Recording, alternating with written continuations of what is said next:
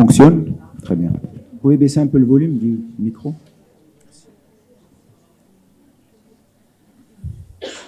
On y va? Bon. Merci donc aux organisateurs de la PPC et en particulier à Aziz Bakhatar qui m'a convié à vous parler d'un sujet que je qualifierais peut-être de parent pauvre de notre pneumologie. Alors, pour vous parler de ce sujet, je me suis basé sur une expérience personnelle, sur l'expérience personnelle qu'on a dans notre centre, vous verrez, à la clinique Zaradin. Et j'ai fait une petite, si vous voulez, j'ai fait une petite rétrospective de toutes les expériences sur la réadaptation depuis les années 2020, c'est-à-dire en fait probablement lié au Covid, puisqu'après le Covid, il y a eu un réintérêt pour la réadaptation parce qu'on a vu beaucoup de patients avec des Covid longs qui ont eu beaucoup de problèmes. Et donc la réadaptation a repris ses lettres de noblesse en pneumologie. Alors pour finir, je pourrais également vous dire qu'on a très peu de centres au Maroc. Actuellement, il y a des centres qui fonctionnent, mais ils sont plutôt orientés cardiologie que pneumologie. Ça pour des raisons diverses dont on va peut-être discourir. Et qui serait intéressante de voir pourquoi est-ce qu'on ne pourrait pas, nous, pneumologues, travailler plus dans ce sens, sachant que nos patients, avec nos traitements qu'on leur propose, sont notamment les patients BPCO, que vous prenez en charge régulièrement. Ces patients BPCO sont très vite limités par les thérapies qu'on leur propose. D'accord? Donc, réadapter, réhabiliter, ça veut dire finalement rendre aptes des patients qui ont perdu l'aptitude à faire un effort. D'accord? Alors, donc c'est quoi la réadaptation? Donc vous voyez, c'est une intervention globale. C'est-à-dire qu'on va agir sur un patient et non pas sur une maladie et qui va être personnalisée. Donc on va, à travers cette réadaptation, cette réhabilitation, agir sur plusieurs points. D'accord? Sur le réentraînement, qui est donc la base, mais on va agir également, on va éduquer le patient et on va essayer, comme pour l'asthme d'ailleurs, de changer certains comportements. Et donc l'objectif finalement, c'est un objectif humain, c'est-à-dire de rendre la santé à ces patients, une santé qui est globale, physique et psychologique. Alors, pour pouvoir, si vous voulez, aboutir à tout cela, on va affronter beaucoup de, si vous voulez, d'obstacles, parce que les patients ont du mal à adhérer à ce type d'approche. Donc, c'est pas clair dans la tête des gens pour plusieurs raisons. D'abord parce qu'ils ne connaissent pas forcément bien leur pathologie, parfois même ils la dénient. Et donc déjà, le patient qui ne connaît pas bien sa pathologie ne va pas bien comprendre ce qu'on va lui proposer. Donc c'est un travail, si vous voulez, de convaincre les patients d'adhérer à ce type de pathologie, et c'est pas simple. Alors, actuellement, la réhabilitation respiratoire pour la BPCO, il n'y a plus besoin de faire d'autres études, on sait que ça marche. Donc, il n'y a plus besoin de prouver, de faire d'études pour dire que ça marche, ça marche. Alors maintenant, tout ce que je vais dire, je pense que vous le savez déjà. Vous savez très bien que nos patients qui sont insuffisants respiratoires sont sédentaires puisqu'ils sont essoufflés. Et que cette sédentarité conduit et amène à un déconditionnement. Ce déconditionnement, il est musculaire bien sûr. Et donc, ce sont des patients qui sont en général fatigués, parfois même épuisés. Alors tout ça, vous le connaissez, on le voit dans plusieurs publications depuis longtemps. Et finalement, ce sont des patients qui vont avoir un déconditionnement physique, mais qui vont également être isolés socialement. Donc on voit de plus en plus, vous le voyez donc chez vos patients, des patients atteints de BPCO, des patients atteints de pathologies interstitielles, qui ne marchent plus, qui ne bougent plus, et donc ils ne sortent plus de chez eux. Et donc finalement, ça devient un handicap, aussi bien, si vous voulez, physique qu'un handicap social. Alors, cette réhabilitation, comme je vous l'ai dit, elle est basée sur trois choses. Elle est basée sur le réentraînement à l'effort, sur l'accompagnement. Donc, c'est un travail humain. Donc, cette réadaptation, c'est vraiment un contact extraordinaire avec des patients qui viennent de différents milieux, qui ont différentes histoires à vous raconter. Et donc, finalement, c'est un rapprochement entre une humanité et une autre humanité, le médecin et le patient. Donc, si vous voulez, c'est une approche philosophique. Alors finalement, cette réhabilitation respiratoire, comme vous le voyez dans ce schéma, comme je vous le disais, Vous voyez le texte en bas, je reste essoufflé malgré un traitement médicamenteux. Et ça, je crois que vous le voyez tous les jours. Donc, je reste essoufflé et cela retentit sur ma vie quotidienne. D'accord? Et donc, finalement, le patient est déconditionné, il devient angoissé, parfois même déprimé, il se dénutrit, parfois il prend du poids, et tout ça, finalement, ça a un retentissement énorme sur lui. Et donc, finalement, on se retrouve avec une dyspnée rebelle chez un patient dans sa globalité, aussi bien psychologique que physique. Alors, on a parlé de déconditionnement musculaire, tout ça, c'est pas par hasard, c'est des choses qui ont été démontrées par des biopsies musculaires. Il y a des changements, il y a des switches de fibres, des fibres musculaires qui changent, si vous voulez, qui passent de fibre 1 à des fibres 2. Ce sont des fibres, finalement, qui ont une altération de la capacité oxydative. Ce sont des fibres qui vont consommer plus vite de l'oxygène. Et donc, le patient va être non seulement essoufflé par sa pathologie respiratoire, mais par sa pathologie musculaire. Et comme pour l'asthme, on est dans une pathologie systémique, on va voir. Donc, il y a beaucoup de comorbidités chez ce type de patient. Et donc, on aboutit finalement à une dysfonction mitochondriale, parce que c'est dans la mitochondrie que se fabrique l'ATP, l'énergie, et on a une perte de force musculaire et une atrophie musculaire. Et quand vous regardez vos patients BPCO, vous avez souvent des patients qui ont vous regardez leurs jambes, elles sont toutes fines, elles sont atrophiées, et c'est la base de la réadaptation. Et donc finalement, il faut briser ce cercle infernal par cette réhabilitation. Et comme je vous le disais, ce sont des patients qui doivent être pris dans leur globalité. Donc quand vous avez affaire à un patient pathologie interstitielle, BPCO, asthme, hypertension artérielle pulmonaire, ce sont des patients qui sont comorbides. Donc il va falloir les prendre dans leur globalité. Ce sont des patients qui ont de l'arthrose, ce sont des patients qui ont du diabète, ce sont des patients qui sont obèses, ce sont des patients qui font de l'apnée du sommeil. Donc c'est une globalité. Donc vous ne pouvez pas venir prendre un patient et le mettre dans un centre de réadaptation sans vraiment en avoir fait une étude globale avant de le lancer dans un programme qui, si vous ne le faites pas bien, il va abandonner ce programme parce que ce sont des programmes qui sont définis sur des semaines. Donc finalement, on va agir sur tous les points dont je viens de parler. On va avoir de la kiné, on va avoir de l'éducation thérapeutique, on va essayer de les prendre en charge psychologiquement, on va essayer de les prendre en charge diététiquement. Donc c'est une globalité. Et ça se fait par une équipe multidisciplinaire de préférence, avec finalement, il faut qu'il y ait, si vous voulez, un leader, un lead qui gère toute cette équipe, un coach qui va à peu près prendre en charge ce patient, avec lui, avec autour de lui, des diététiciens, des kinés, des psychologues. Si le médecin a une petite tendance psychologique, tant mieux, il va aider le patient. Et donc ça, c'est hyper important. Donc, travail d'équipe. Mais, comme je vous le disais en préambule, le problème numéro 1 qui se pose, et là je vais rejoindre Simaadji, par rapport à notre marocanité, c'est-à-dire qu'au Maroc, nous avons une façon de voir les choses qui est un peu différente. Pour plusieurs raisons, on va en parler. Alors, il faut donc s'adapter au profil du patient, il faut adapter sa négociation selon l'acceptation. Un patient a un déni, les patients ont des dénis. Quand vous annoncez un asthme à un patient, quand vous annoncez une BPCO à un patient, quand vous annoncez une fibrose à un patient, il y a une espèce d'abord de deuil, une espèce de choc, et vous ne pouvez pas d'emblée l'emmener sur ce territoire de la réadaptation comme ça. Donc c'est un travail, il faut être fin psychologue avant d'arriver à convaincre les patients, et parfois ça prend des semaines. Et donc l'éducation thérapeutique, comme tout à l'heure on parlait d'asthme et de MARD, de PRD, etc., il faut vraiment passer du temps avec nos patients. Je crois que l'asthmatique, le BPCO, a besoin de temps. Le temps, il faut lui en donner pour lui expliquer comment marche un médicament, comment fonctionne sa pathologie. À partir du moment où il comprend sa pathologie, à partir du moment où il comprend l'intérêt de son traitement, il va vous suivre sur ce terrain. Alors finalement, donc je vous ai fait à peu près une vision globale de cette réadaptation, d'abord à travers les objectifs. Alors quels sont les objectifs?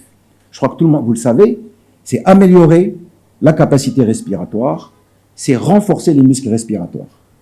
Bien sûr, le système respiratoire ne fonctionne pas tout seul. Il est avec un système cardiovasculaire qui lui est inhérent. Donc, il faut renforcer ce système cardiovasculaire et je dirais, il faut bien étudier le cœur avant de lancer un patient sur la réadaptation. Nos patients BPCO sont souvent des cardiaques camouflés ou cachés.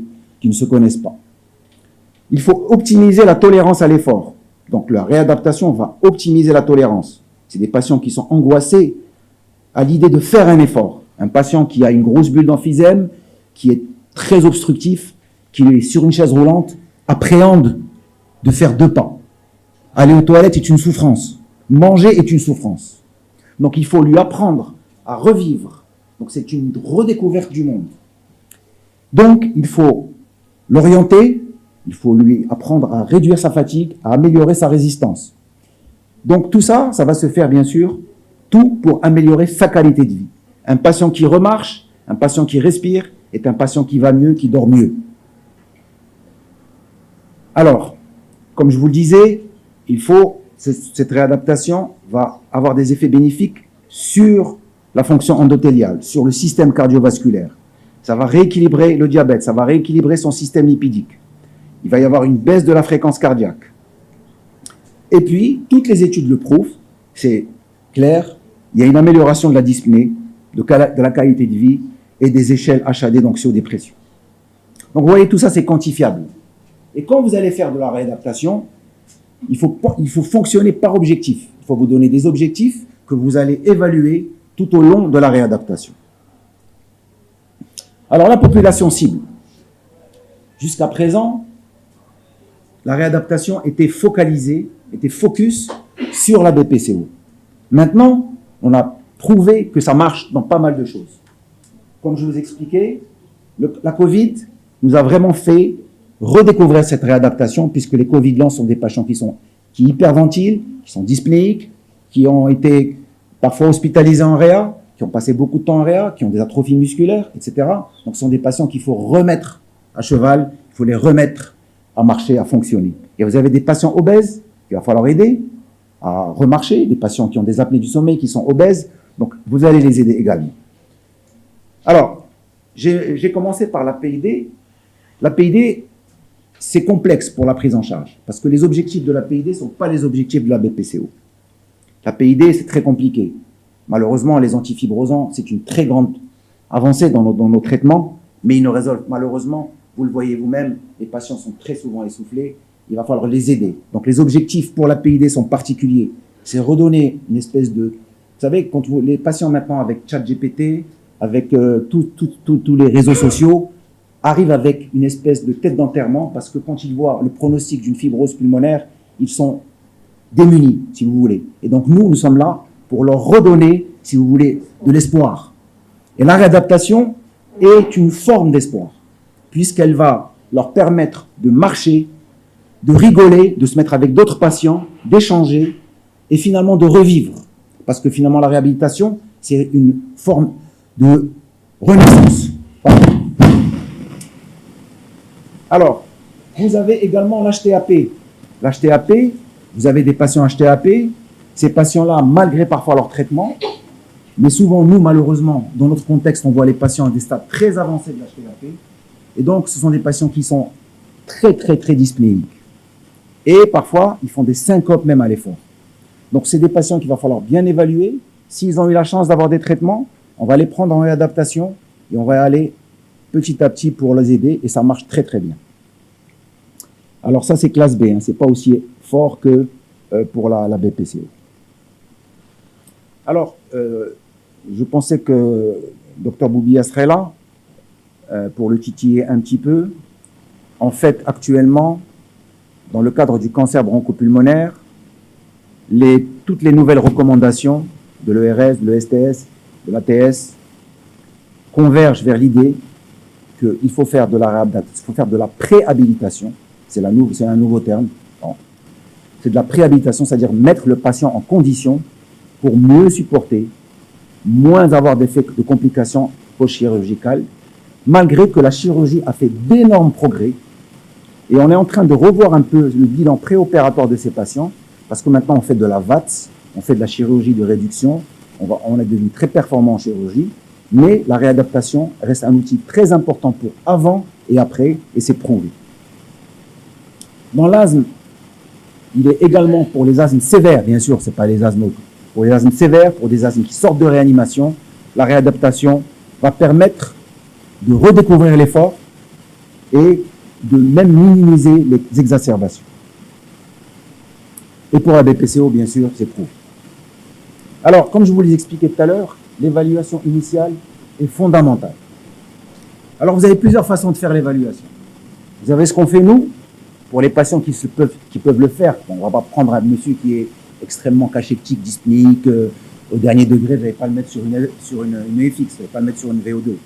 Donc, vous allez choisir des patients que vous allez mettre sur une VO2 parce que ça va vous permettre de définir des seuils, notamment ce qu'on appelle le seuil ventilatoire. Ce seuil ventilatoire correspond à une fréquence cardiaque. Cette fréquence cardiaque est une fréquence d'entraînement.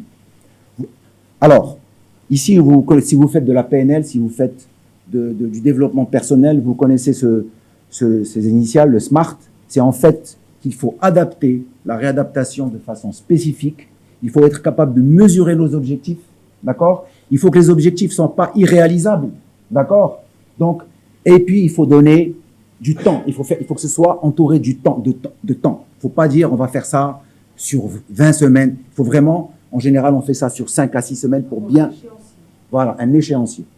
Exactement. Alors, ça vous le savez, donc on évalue le patient, un bilan respiratoire, on regarde toutes les comorbidités, on évalue les besoins. Alors, bien la réadaptation. Alors maintenant, on va discuter après, cette réadaptation, on peut la faire soit en centre, quand on a la possibilité, mais parfois il n'y a pas la possibilité.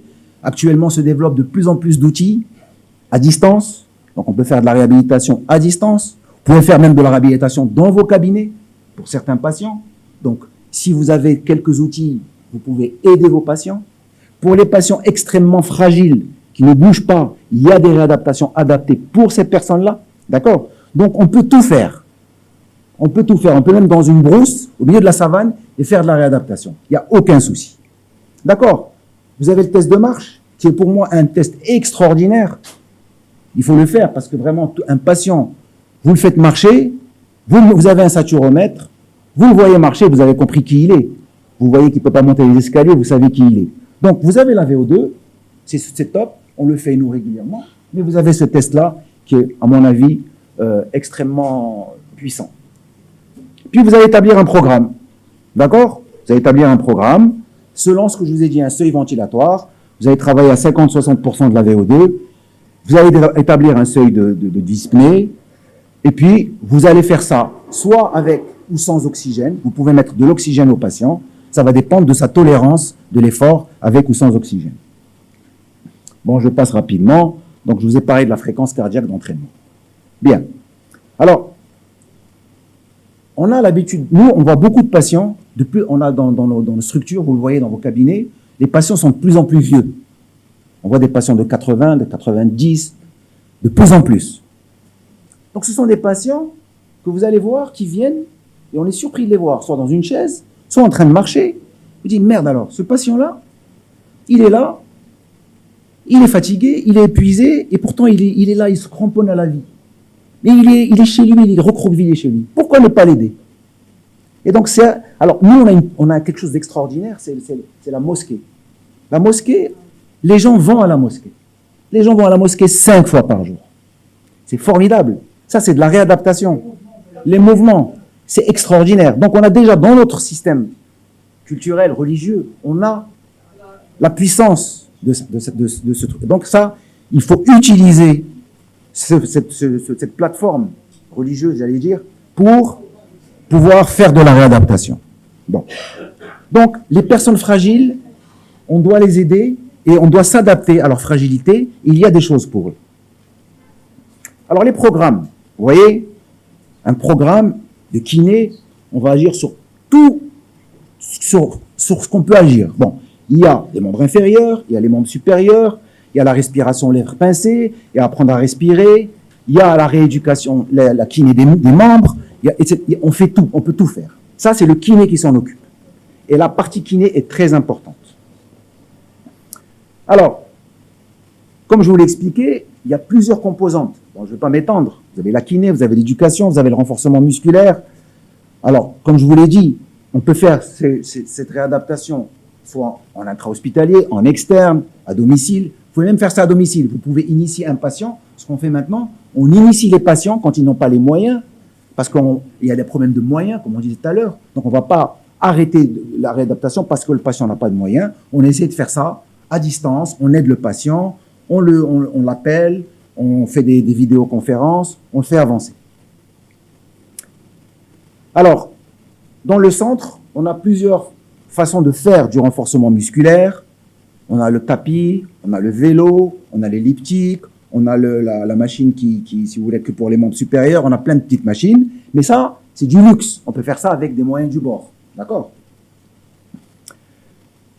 Alors, comme je vous l'ai expliqué, on a une façon de travailler. En général, comment on fait? On établit un programme en général sur 5 semaines.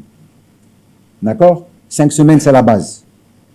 Ce programme de 5 semaines, on peut le saucissonner en 3 périodes dans la semaine. On peut faire 2 à 3 fois par semaine. Le souci qu'on a, c'est que parfois les patients ne peuvent pas venir jusqu'au centre pour des raisons logistiques. Donc, on va dire aux patients, écoute, tu viens au moins une fois par semaine et essaye de faire ça chez toi. Ça, c'est très important. Et on l'appelle et on vérifie s'il fait ça chez lui. Donc, renforcement. Et on essaie de lui faire de l'endurance. Mais attention, malheureusement, parfois on voit des gens qui arrivent et qui pédalent pendant 1 heure. Ce n'est pas l'objectif. Il faut monter les escaliers, il faut renforcer les muscles. Ça, le renforcement musculaire est très important. Donc, pour l'éducation, très important. La réadaptation est un moment privilégié. C'est un moment privilégié pour attaquer le patient dans des choses. L'utilisation des traitements, l'arrêt du tabac. Vous pouvez faire du sevrage tabagique pendant la réadaptation. Parce que les patients, j'en connais, qui continuent à fumer. Vous pouvez travailler tout ce qui est diététique, d'hygiène de sommeil. Donc, vraiment, la réadaptation, c'est un moment très, très, très privilégié où vous êtes en contact direct avec le patient. Vous découvrez sa vie, vous découvrez ses parents, vous découvrez pas mal de choses. C'est pour ça que je vous invite, chers amis, à vraiment à rentrer là-dedans, à travers même votre consultation. N'attendez pas c'est à travers votre consultation que vous pouvez démarrer tout ça. Au cours de la réadaptation, comme je vous expliquais, on a fixé des objectifs. Et donc, ces objectifs, on va les mesurer. On va faire des tests de marche. On va voir que le patient s'améliore. Il va vous dire, docteur, je marche, je vais faire mes courses, je prends ma voiture, je fais du vélo. C'est mesuré. Et ça, c'est extraordinaire. Donc, vous faites des mesures. Et puis, vous apercevez avec le temps que son diabète s'équilibre, qu'il utilise mieux ses traitements, qu'il fait moins d'exacerbations, etc. Donc, à la fin du programme, vous allez prendre votre patient, vous allez le voir au cabinet, et puis vous allez checker. Vous allez refaire une EFR, vous allez refaire un test de marche, ou alors vous allez le renvoyer au médecin référent avec un résumé de tout ce qu'il a fait, etc. Je vous parlais tout à l'heure de personnes fragiles. Vous savez, nous-mêmes, nous sommes fragiles, nous tous ici. Et je vous invite, tous les matins, quand vous vous réveillez, ou à la fin de la journée, à faire ces exercices. 5 minutes. C'est rien du tout. 5 minutes par jour de ça, ça vous renforce le corps. Et plus on vieillit, plus on a besoin de renforcement. Donc ce sont des exercices. Vous avez un patient qui arrive en chaise roulante, pendant qu'il attend en consulte, etc., vous lui faites faire des petits exercices. Et il rentre chez vous, déjà, ça c'est une façon de le faire adhérer à la réadaptation. Bon, les bénéfices. Au niveau cardiaque, c'est impressionnant. La mortalité cardiaque diminue. D'accord? Pour plusieurs raisons, on va pas s'étaler. Sur le poumon, sur la respiration, vous voyez, amélioration de la dyspnée. Donc on l'a dit, ça diminue le risque d'exacerbation et donc d'hospitalisation, etc. Amélioration de la qualité de vie. Alors, par contre, il y a un point qui est très important, c'est finalement ces patients. Une fois que vous leur avez fait le programme de réadaptation, vous allez les perdre de vue de nouveau. Vous allez perdre de vue. Si vous envoyez le patient chez lui et qu'il ne fait plus d'exercice, il va perdre tout le bénéfice de la réadaptation. Ça, ce n'est pas l'objectif. L'objectif, c'est de maintenir ses bénéfices. Alors, je vous disais tout à l'heure, il y a plusieurs façons de faire. Soit il va se réinscrire dans une salle, dans laquelle il va essayer de refaire ce qu'il faisait dans la réadaptation. Bien sûr, je parle pour certains patients. Les autres qui sont fragiles, on va essayer de trouver des petites méthodes, mais il va falloir les encourager à essayer qu'ils fassent des séances eux-mêmes, chez eux, et s'entourer de l'entourage, de s'entourer des gens autour de lui, de sa famille, pour l'aider. D'accord? Alors, on va terminer par des petits points spécifiques. Ce sont des patients qui sont souvent déprimés. Et cette dépression, elle nuit à beaucoup de choses. Donc, il va falloir les aider psychologiquement, parfois même les orienter vers des consultations de psy pour qu'ils se prennent en charge. Parce que parfois, la dépression donne des sensations de fatigue, donne une intolérance à l'effort. Donc, ouais, exact, il faut travailler là-dessus. Pour la fibrose pulmonaire, il faut vraiment ne pas laisser les patients simplement avec les médicaments, les traitements. Il faut les encourager, il y a des preuves que ça marche. Et il faut les encourager à faire de la réadaptation. Comme je vous le disais tout à l'heure, ce sont des patients qui ont peur de marcher, qui se cassent la figure, qui font des cols du fémur. Donc il faut les aider dans la réadaptation et des exercices pour retrouver l'équilibre.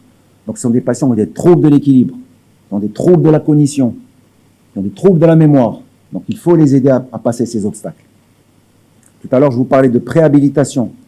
Donc toutes les études, les essais montrent que la réadaptation avant la chirurgie du cancer, ça aide à mieux supporter les complications post-opératoires. Pour les asthmatiques, pour les asthmes vieillis ou BPCO, pour les post-réanimations, pour les asthmes sévères, ça marche. Pour les Covid longs, ça marche. On l'a vu, on le sait. Donc, ça veut dire quoi tout ça? Ça veut dire que c'est la réhabilitation, j'allais dire c'est une solution magique pour tout ce qu'on vient de dire. D'accord? Il faut partir du principe que ça aide. Et que malheureusement, dans nos comptes, pas qu'ici, mais dans notre contexte, il y a un manque de sensibilisation. Il y a une barrière parfois logistique. Les patients sont loin, les patients n'ont pas les moyens, les patients ne sont pas motorisés, les patients, etc. Les patients sont seuls. Parfois, les patients, c'est ces patients complexes qui sont comorbides. Parfois, les patients n'ont pas envie de faire ça. Parfois, les patients n'ont pas les moyens de faire ça. Parfois, il y a des problèmes de coordination. Donc, finalement, en conclusion, qu'est-ce qu'on peut dire? Qu'il faut savoir s'adapter aux patients, comme pour l'asthme. Que ces patients-là, ça va leur changer leur vie.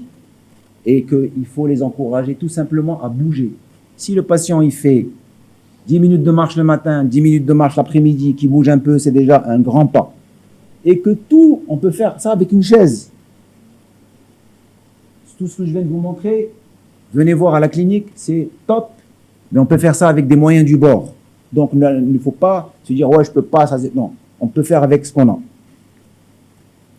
Donc, pour terminer sur une petite note philosophique, la réhabilitation respiratoire, c'est bien plus qu'un traitement, c'est un retour au mouvement, à la confiance et à la vie.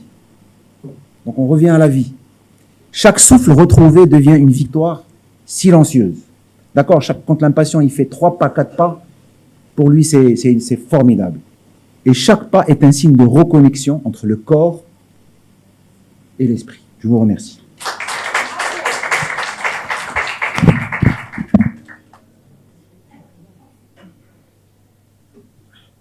Merci, Dr Rachid. Il y a des questions? Merci Rachid pour cet exposé. Moi, je pense que pour accrocher les gens, il y a une question que le monde arabo-musulman traite de ce tabou, c'est les performances sexuelles. Les gens n'osent pas parler de ça, les BPCO. Généralement, c'est le conjoint qui dit au patient, dis-lui, lui, il n'arrive pas à le dire. Il faut leur expliquer que même les performances sexuelles peuvent se réveiller à 80 ans, 90 ans. Deuxième chose, je pense que il faudrait intéresser dans chaque préfecture à Casablanca, par exemple, des kinés qui peuvent se spécialiser pour aider nos malades. Parce que pour nous, je sais pas, c'est une affaire de kiné peut-être spécialisée avec un oxymètre, tout simplement. Okay. Oui, je prends.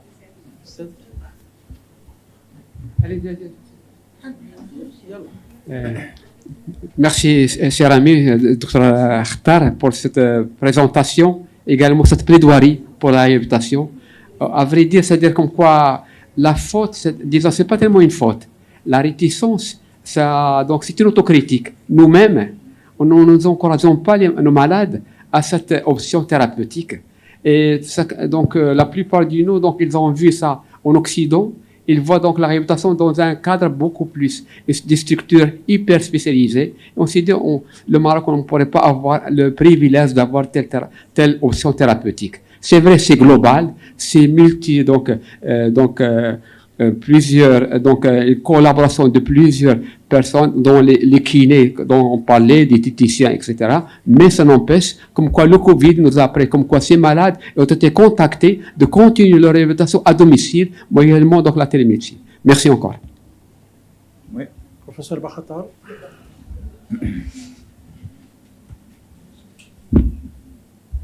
Merci Rachid d'avoir accepté. Je sais que tu as des choses, un voyage à faire et tu as accepté à la dernière minute. Je t'ai taquiné partout. Je sais que tu es le bon homme pour nous faire ça.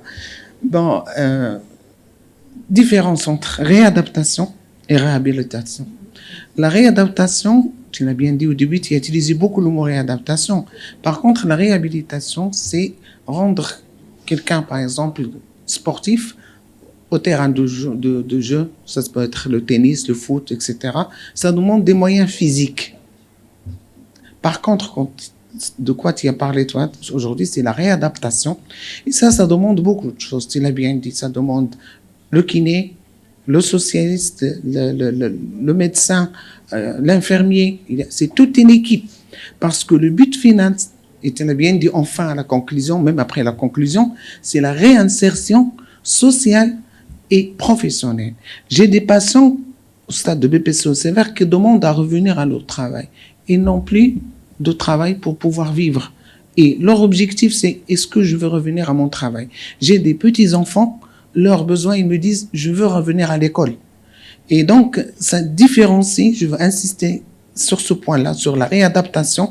C'est un gros mot qui veut dire beaucoup de choses, donc il ne peut pas se faire par une seule personne. Donc, c'est toute une équipe. Et tu as raison, on n'a pas encore cette structure bien organisée avec une équipe qui peut faire ce travail. En attendant, ce qu'on est en train de faire chez nous, malheureusement, c'est la réhabilitation. Et la réhabilitation n'est pas suffisante parce que c'est des malades avec beaucoup de comorbidités. Tu l'as bien signalé. Et donc, pour prendre toutes ces comorbidités, il faut une équipe multidisciplinaire. Donc, j'ai pas de questions, c'est une remarque que je voulais partager avec vous. Vas-y. C'est Adil.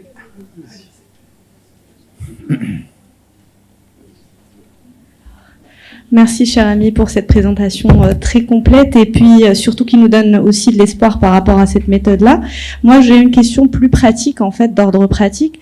Le test de marche de 6 minutes, en effet, c'est un outil extraordinaire. Moi, d'ailleurs, c'est un examen obligatoire pour tous mes patients BPCO, non seulement pour la première consultation, mais à chaque consultation. Il n'y a pas seulement la désaturation qui est un élément à prendre en considération, mais aussi le périmètre de marche, combien il fait de mètres, est-ce qu'il s'améliore. Maintenant, sur le plan pratique, justement, puisque tous les patients, malheureusement, n'ont pas les moyens d'accéder à des centres de réhabilitation, et puis même ceux qui peuvent, ils doivent aussi être dans la continuité, et c'est ce que, effectivement, on conseille à nos patients. Mais de manière plus concrète, on va leur conseiller de marcher un peu plus, d'augmenter leur périmètre de marche de plus en plus, de faire des exercices même en situation statique, sur une chaise avec même des bouteilles d'eau. Moi, je dis aux patients, les haltères, c'est pas nécessaire, juste 2 petites bouteilles d'eau et tout, avec un travail de renforcement segmentaire. Maintenant, pour la question justement de la fréquence cardiaque, parce qu'ils sont essoufflés rapidement et ils ont des comorbidités. Comment justement avoir une limite, parce qu'il faut avoir une limite à ne pas dépasser. Quand on a fait le VO2 max, ça c'est assez évident. Mais quand on n'a pas fait le VO2 max par rapport au test de marche de 6 minutes, comment avoir ce seuil? Parce que j'ai lu dans certaines études qu'il faut se fier en fait à la fréquence cardiaque qu'atteint le patient à la 3e, 4e minute dans le test de marche. Est-ce que vous avez effectivement la même pratique? Exactement. Donc c'est cette limite-là qu'il faut à chaque fois ne pas dépasser, c'est bien ça? En fait, c'est la fréquence cardiaque quand il va commencer un peu à désaturer. C'est ça. Tu vois? C'est-à-dire quand il va... Ah oui. Quand il va commencer un peu à désaturer. Parce qu'il faut pas travailler dans le confort. Bien sûr, bien sûr. Il faut un petit peu tirer. Faut un peu tirer sur la corde. C'est ça, sur la corde. Oui. Sinon, si tu fais pas de progression, tu n'auras jamais d'amélioration. Bien sûr. Donc bien tu sûr. trouves Même une dans- fréquence même cardiaque chez- seuil Oui. que tu vas déterminer grosso modo Mhm. à travers de ça. Tu vois, au moment où il passe à 90%, 80, tu peux aller jusqu'à 85%. Mhm. Moi, je tolère. Sauf si c'est un gros coronarien. Mhm. Tu vois, c'est de la Bien personnalisation. sûr. Mhm. Si c'est un patient qui a de l'HTAP très importante, il va te faire une syncope. Tu vois, donc il faut faire très attention. Donc chaque patient, tu ne peux pas généraliser. Donc à chaque patient, un patient, Son il va seuil faire, cardiaque voilà, limite. Voilà, tu vois, un patient, il va se lever, il va se mettre en fréquence cardiaque à 140. Importante. Tu vois, etc. Mhm. Donc c'est un patient que tu vas évaluer lors de ton test de marche, Mhm. même en lui faisant monter les escaliers. Oui. Tu vas voir. Et tu vas trouver une fréquence cardiaque grosso modo à laquelle lui, il se sent bien. Tu D'accord. vois. Et tu vas travailler là-dessus. Et tu vas lui mettre, maintenant, il y a les montres connectées. Oui, c'est Qui vrai que c'est un permettent, outil important. Ça, c'est ouais. hyper important. Il y a les Mm. patients maintenant qui surveillent leur saturation avec leur montre et ils arrivent à travailler. Et par rapport justement à la montre intelligente, est-ce que le VO2 max donné par ces montres-là est un Pour les sportifs, comme disait, oui, mais pour les patients comme ça, c'est moins. c'est moins professionnel, ça, certes, mais Tu est-ce peux qu'on peut l'utiliser. un petit peu se fier peux à ce l'utiliser. marqueur-là? Ouais. Très bien, Le test merci. de marche, pour moi, est plus fin pour ces patients. Parfait, merci beaucoup. Je t'en prie. Ouais. J'ai le micro, je peux. Merci beaucoup, Dr Tar. Sujet très intéressant, Merci. très belle présentation. Vous étiez très, très convaincant.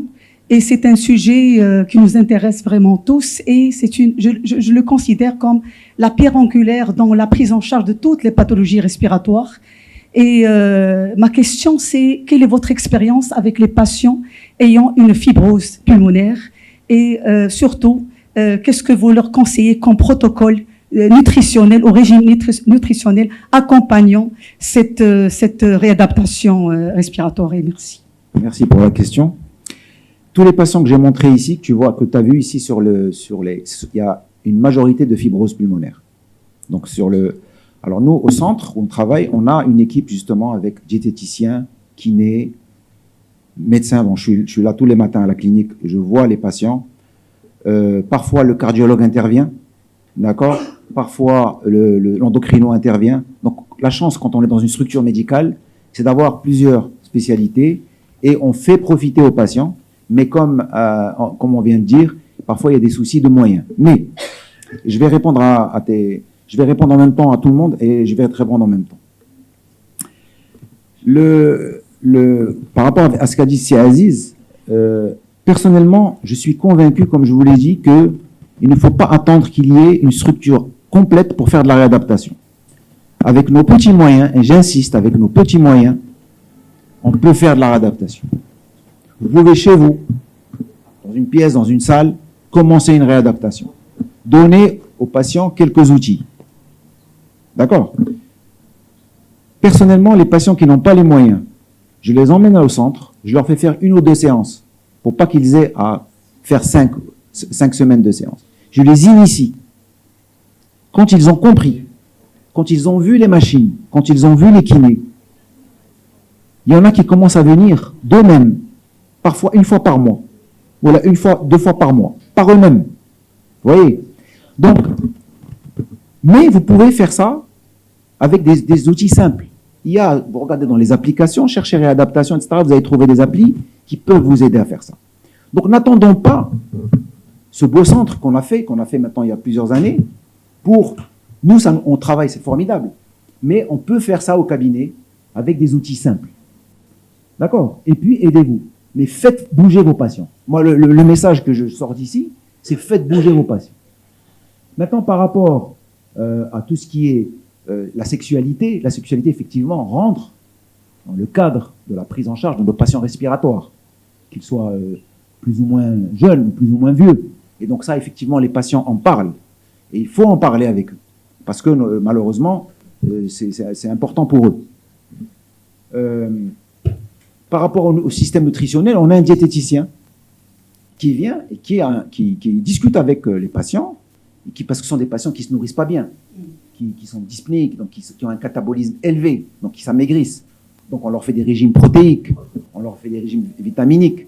Et vous savez, le fait de faire l'exercice les fait manger. D'accord? Donc, pour répondre à ta question, alors par rapport aux fibroses pulmonaires et à la pathologie interstitielle, c'est surtout le côté dyspnéique, malheureusement, tu sais, on n'y arrive pas trop. Mais ce sont des patients qui vont progresser. Pourquoi? Tu leur mets un extracteur d'oxygène. D'accord? Tu leur mets un extracteur, tu les fais bouger. Tu leur montres comment marche l'extracteur, parce que parfois, ils ne savent pas utiliser l'extracteur. Tu fais augmenter la... Alors, les extracteurs, il y en a plusieurs sortes. Tu sais, les extracteurs au besoin, tu as les extracteurs continus. Bon. Parfois, ils n'ont pas d'extracteur portable parce qu'ils n'ont pas les moyens. Ça coûte 35 000 dirhams un extracteur d'oxygène. Alors, tu prends un fil qui mesure 20 mètres, tu mets le débit à 5, ou tu prends un extracteur de 10, tu mets le débit à 10, avec un fil de 25 mètres, et tu les fais bouger chez eux. Tout est faisable. L'objectif numéro 1, si vous faites bouger le patient, vous lui augmentez sa qualité de vie. Sa durée de vie, je ne sais pas. Je parle de la pathologie interstitielle. Sa durée de vie, je ne sais pas. Mais sa qualité de vie, vous lui changez la vie. Et c'est très important. Merci beaucoup, M. Rachid. C'est une question qui mérite qu'on la reprenne par la suite. Bien sûr. Je pense qu'il y a aussi le côté financier, le côté pécuniaire qui est très important. Oui. Il faut discuter encore. Bien sûr. D'autant plus qu'on n'a pas de prise en charge pour le problème. J'attendais la question. Il faut qu'on travaille. Pourquoi il faut? C'est important parce qu'il faut qu'on implique les assurances. Maintenant qu'on a l'AMO qui est en train de prendre tout en charge, il faut qu'on mette ça dans l'AMO quand même. Merci beaucoup. Voilà. On passe maintenant à la communication de professeur Larège pour la suite.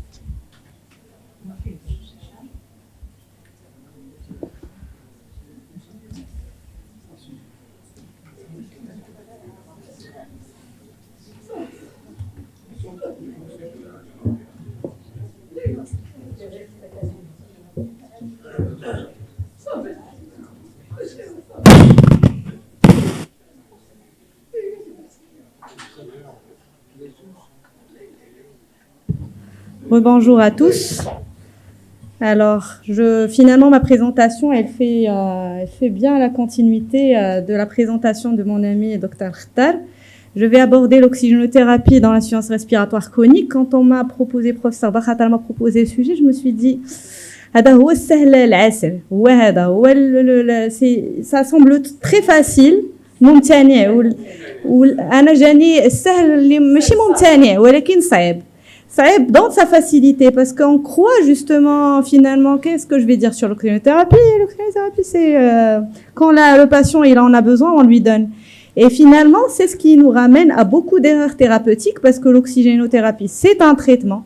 Il faut savoir exactement quand la donner, quand est-ce qu'on peut pas la donner et quels sont les risques qui sont inhérents à ce traitement-là.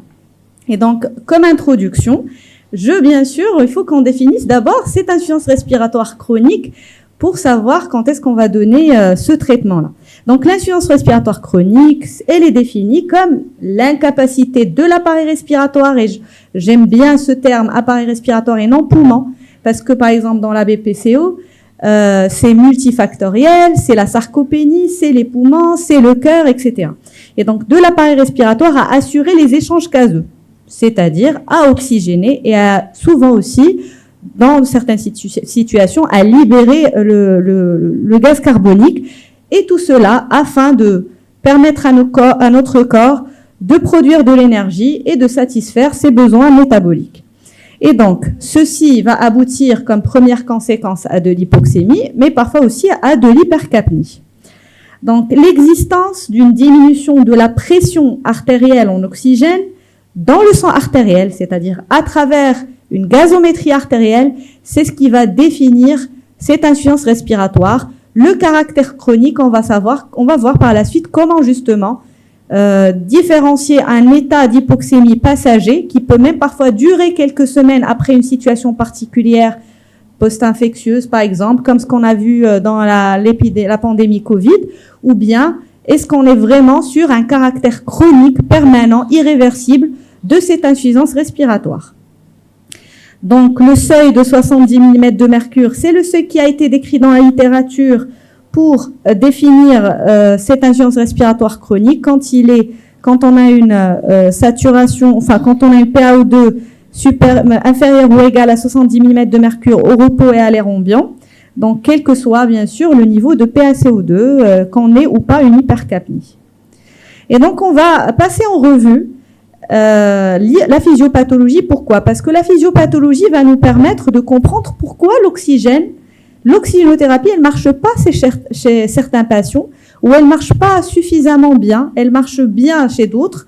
C'est à cause justement des mécanismes qui sont derrière cette insuffisance respiratoire chronique. Et donc, si on veut grosso modo résumer les trois principaux mécanismes de l'insuffisance respiratoire chronique, il en existe 3. Et qui peuvent parfois, bien sûr, coexister. C'est très important de le signaler. Alors, le premier cas de figure, on a une inadéquation entre la ventilation et la perfusion. C'est ce qu'on appelle anomalie ventilation-perfusion. Et c'est typiquement l'effet Shunt. C'est quoi l'effet Shunt? C'est-à-dire on a des territoires pulmonaires qui sont peu ventilés, mais qui sont très bien perfusés, normalement perfusés. Comme vous voyez, en fait, ce qui est bleu, c'est le sang qui n'est pas oxygéné. Le sang rouge, c'est le sang qui est oxygéné. Et donc, on a un effet Shunt. Dans le sang oxygéné, il commence à y avoir quand même du sang qui n'est pas suffisamment oxygéné par passage, en fait. Et donc, quand on donne de l'oxygène à ces patients-là, ce sont des patients qui répondent très bien. Sauf si le renouvellement alvéolaire, il est sévèrement compromis. La deuxième situation de ce déséquilibre entre ventilation et perfusion, c'est le shunt vrai. Le shunt vrai anatomique, c'est le shunt qu'on connaît via les malformations, quand il y a par exemple une communication vasculaire, comme le foramen ovale, entre le cœur droit et le corps gauche, ou bien dans les malformations artério-veineuses qui vont par la suite souvent aboutir à des tableaux sévères d'HTAP. Et donc, le shunt vrai, il y a le shunt vrai anatomique, il y a le shunt vrai fonctionnel. C'est-à-dire qu'on a des unités qui sont perfusées, comme on a dit, mais non, ou pas bien ventilées, à cause de certains obstacles. C'est ce qu'on peut voir, par exemple, dans les cas aigus d'un OAP ou d'une pneumonie. Les alvéoles, ils sont comblés et donc ils sont mal ventilés, mais sur le plan vasculaire, il y a tout qui marche.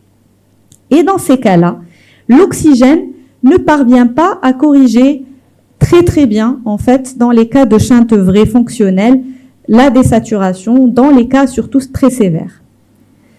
Donc, l'hypoventilation alvéolaire. Pour l'hypoventilation alvéolaire, il existe une diminution du renouvellement de l'air dans l'alvéole. C'est pour ça qu'on parle d'hypoventilation. Cela n'entraîne pas seulement une hypoxémie, mais également une hypercapnie. Alors, il y a deux cas, il y a deux grands chapitres dans l'hypoventilation alvéolaire. Soit l'hypoventilation alvéolaire pure, où il n'y a pas d'atteinte bronchopulmonaire, et c'est généralement central. Et c'est ce qu'on peut voir aussi dans certaines maladies neuromusculaires en l'occurrence, mais aussi dans l'hypoventilation centrale d'origine cérébrale. Et il y a l'hypoventilation alvéolaire avec atteinte bronchopulmonaire, et c'est ce qu'on appelle aussi l'effet espace-mort. C'est ce qu'on voit en l'occurrence chez les patients qui ont des territoires emphysémateux. Chez les patients BPCO, ils ont des territoires qui sont pas très bien ventilés, mais qui sont aussi mal perfusés, et c'est l'espace-mort. On a aussi la troisième cause d'insuffisance respiratoire chronique, et c'est l'atteinte de la surface d'échange alvéolo-capillaire. Par exemple, dans les fibroses pulmonaires, où il y a un épaississement de la membrane alvéolo-capillaire. Donc ça, c'est toutes les PID à peu près. On a, grâce à la DLCO, effectivement, on peut détecter ces troubles de la diffusion à des stades précoces. Soit dans les cas où il y a une destruction carrément du lit vasculaire, comme dans les hypertensions pulmonaires, mais aussi dans l'emphysème. C'est pour ça que la BPC est souvent complexe. Il y a une hypoventilation, il y a une perturbation de la diffusion alvéolo-capillaire, il y a un effet Shunt, et donc la BPCO, souvent, c'est très complexe et multifactoriel. Soit une destruction carrément des alvéoles, et c'est ce qu'on voit aussi dans l'emphysème. Et donc, l'atteinte de la surface d'échange est rarement isolée. Elle s'accompagne en général d'une inadéquation de la ventilation-perfusion, comme on a vu dans dans la première cause d'insuffisance respiratoire chronique. Et donc, dans les stades précoces de cette atteinte, on a souvent ce qu'on appelle de l'hypoxémie d'exercice. Donc, le patient ne va désaturer qu'à l'effort. Et par la suite, quand le trouble et quand l'atteinte va être plus prononcée, c'est là où il va commencer à désaturer même au repos. Donc c'est intéressant aussi de détecter à des stades précoces cette atteinte de la membrane alvéolo-capillaire. Les complications, si on ne traite pas l'hypoxémie. Donc la première, c'est la polyglobulie. Donc face à l'hypoxémie, il y aura une production plus importante d'hémoglobine, mais c'est pas quelque chose qui va forcément être réparatrice et bénéfique pour le patient. Donc c'est un processus de compensation, de réparation pour maintenir un contenu artériel en oxygène. Et donc les reins, ils vont produire de l'érythropoïétine et c'est ce qui va aboutir à cette polyglobulie en réponse à l'hypoxémie chronique. Malheureusement, cette réponse qui est inadéquate parce que inefficace, elle va produire une hyperviscosité et c'est ce qui va aboutir à des complications thromboemboliques. Il y a aussi la rétention hydrosodée. Elle est attribuée à des anomalies de la régulation du facteur natriurétique en réponse aussi à l'hypoxémie chronique et c'est ce qui va se révéler par des œdèmes des membres inférieurs. Et puis, plus sévère, on a l'hypertension pulmonaire secondaire à l'hypoxémie. C'est une hypertension pulmonaire d'origine précapillaire et qui est due à une augmentation des résistances artérielles pulmonaires due à justement cette vasoconstriction réflexe suite à l'hypoxémie. Et malheureusement, en fait, à la langue, on va avoir un remodelage bronchique et ça va être irréversible. Donc la prévalence de l'hypertension pulmonaire dans l'insuffisance respiratoire chronique est très variable en fonction de la cause de l'insuffisance respiratoire chronique. Donc à des stades beaucoup plus avancés de l'HTP, on aura des signes droits, on aura une insuffisance cardiaque droite, ce qui va donner en fait tous les signes de l'insuffisance ventriculaire droite, à savoir la turgescence hépatojugulaire, les œdèmes des membres inférieurs et le reflux hépatojugulaire. Et donc, le diagnostic se fait bien sûr par cathétérisme droit, mais on peut déjà avoir une suspicion d'HTP à travers l'écho-cœur. Et donc, chez tous les patients qui ont une hypoxémie chronique, une insuffisance respiratoire chronique, il faut faire une évaluation cardiaque, ne serait-ce qu'avec une échographie cardiaque. Donc, pour la démarche diagnostique, comment faire le diagnostic? On le sait, c'est un trouble des échanges gazeux, c'est une hypoxémie, donc on la recherche forcément avec une gazométrie artérielle bien faite. C'est un examen qui demande une bonne technicité, sinon les résultats peuvent fausser le diagnostic. Donc, par la suite, il faut absolument savoir si on est devant un trouble ventilatoire obstructif, restrictif ou mixte. Il faut savoir s'il y a un trouble de la diffusion alvéolo-capillaire et donc la DLCO aussi est recommandée. S'il y a une désaturation à l'effort et donc le test de marche de 6 minutes, voire le VO2 max, c'est très important. Et puis, l'imagerie thoracique va permettre aussi de trouver une étiologie. Est-ce qu'on est plutôt sur une origine emphysémateuse BPCO ou plutôt une PID, etc. Ou plutôt un restrictif, par exemple, dans le cas d'une kyphoscoliose ou de toute pathologie restrictive pariétale. Donc, la NFS va surtout nous permettre d'évaluer les complications de l'hypoxémie chronique, c'est-à-dire on va rechercher la polyglobulie, et l'évaluation cardiaque aussi à la recherche d'un cœur pulmonaire chronique. Et donc ça, c'est la démarche diagnostique devant une insuffisance respiratoire chronique. Bien sûr, on commence par les bases, c'est la gazométrie qui va nous permettre d'établir le diagnostic précis d'hypoxémie. On a parlé, l'hypoxémie, c'est à partir d'une PaO2 inférieure à 110 mm de mercure. On va évaluer par la suite la PaCO2 pour voir si cette hypoxémie est accompagnée ou pas de troubles de la capnie, hypo- ou hypercapnie. Et puis par la suite, ce qui est recommandé de faire, c'est de faire une exploration fonctionnelle respiratoire, à savoir une spirométrie, une DLCO au besoin, pour voir si on est sur des pathologies obstructives et restrictives et orienter par la suite le diagnostic par de l'imagerie et rechercher les complications par une évaluation cardiaque et par une NFS. Et donc maintenant, on vient au but même de la présentation, qui est le traitement de l'insuffisance respiratoire chronique. Il était pour moi aberrant de parler d'oxygénothérapie sans parler de traitement dans sa globalité. Et donc, le traitement de l'insuffisance respiratoire chronique n'est pas basé que sur l'oxygénothérapie. Il y a d'autres volets qui sont très nombreux, qui sont très importants à prendre en charge. En premier, c'est l'arrêt du tabagisme. Ça a l'air tout simple, évident comme ça, mais déjà, prescrire de l'oxygénothérapie chez un patient qui fume toujours, non seulement, Bien sûr, on est en train de faire le tango, de danser le tango, d'avancer d'un pas, de reculer de deux, mais surtout, c'est dangereux. Il y a un danger technique d'incendie, d'explosion, en rapprochant en fait la flamme de la cigarette d'un appareil potentiellement explosif. Et donc, il faut expliquer ça aux patients. Il n'y a pas que en fait les dangers du tabac sur ses poumons, mais sur même le dispositif qu'il utilise maintenant pour pallier à ce manque d'oxygène. Les vaccinations, cela va de soi. Chaque exacerbation, le plus souvent elles sont d'origine infectieuse, chaque exacerbation va aggraver la fonction respiratoire de ces patients déjà fragiles, avec un état respiratoire déjà précaire, et donc la vaccination est de mise. Les vaccins qui sont préconisés, on le sait tous, c'est la grippe et le pneumocoque. Donc le traitement chirurgical, on le sait, maintenant au Maroc, malheureusement, il n'est pas disponible. C'est la transplantation pulmonaire qui va permettre le traitement radical de ces patients-là. Mais il faut savoir que même dans les pays où c'est possible, la vie post-transplantation, post-greffe n'est pas toute rose. Il y a beaucoup de complications, beaucoup de problèmes de rejet, et beaucoup de précautions. Donc c'est quelque chose qui n'est pas facile à vivre tous les jours. La réhabilitation respiratoire, j'en ai pas parlé, Rachid, t'inquiète pas, parce qu'elle fait partie prenante. Et surtout chez les patients BPCO, et je le dis à tous mes patients, je leur dis, ce que j'écris sur l'ordonnance, c'est une chose, mais il y a un traitement que je n'écris pas et qui est beaucoup plus important, c'est le reconditionnement à l'effort. Vous êtes déconditionné, même quelqu'un qui n'a pas de pathologie respiratoire, s'il a votre mode de vie, s'il est sédentaire, il va être essoufflé. Par contre, si vous bougez, c'est le seul traitement qui va vraiment agir sur le motif qui vous ramène chez moi, c'est-à-dire la dyspnée.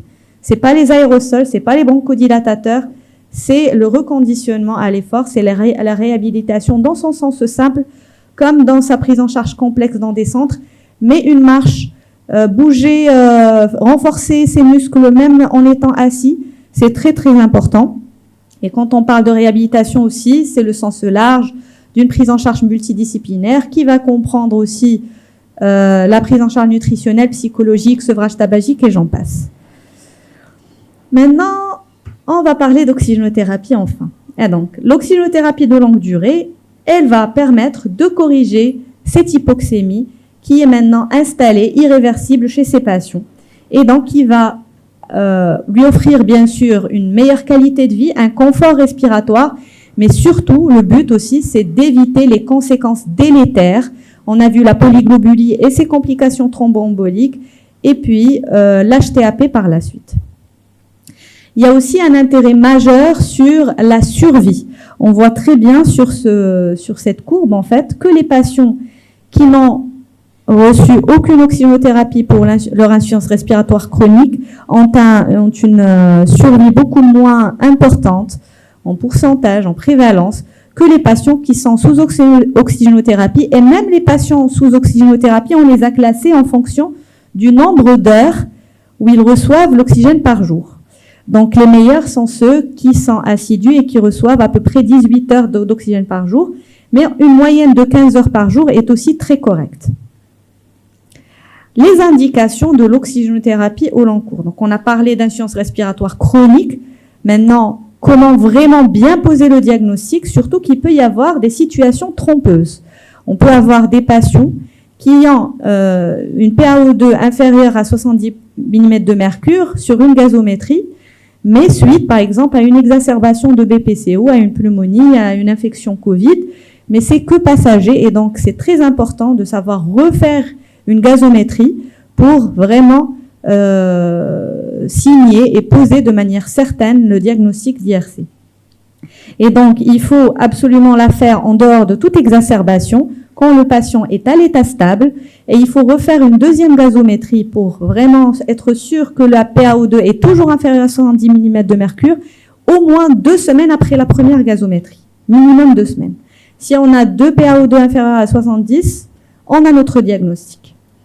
Et donc, pour les indications, ils vont différer en fonction du trouble ventilatoire qu'il y a derrière. C'est pour ça que dans l'arbre décisionnel diagnostic que je vous ai donné, il y avait la gazométrie en premier pour fixer et asseoir le diagnostic, mais en deuxième lieu, il fallait faire une exploration fonctionnelle respiratoire, non seulement pour faire le diagnostic étiologique, mais aussi pour prendre en charge les patients et vous allez voir pourquoi, parce que les besoins en oxygène diffèrent selon le trouble ventilatoire.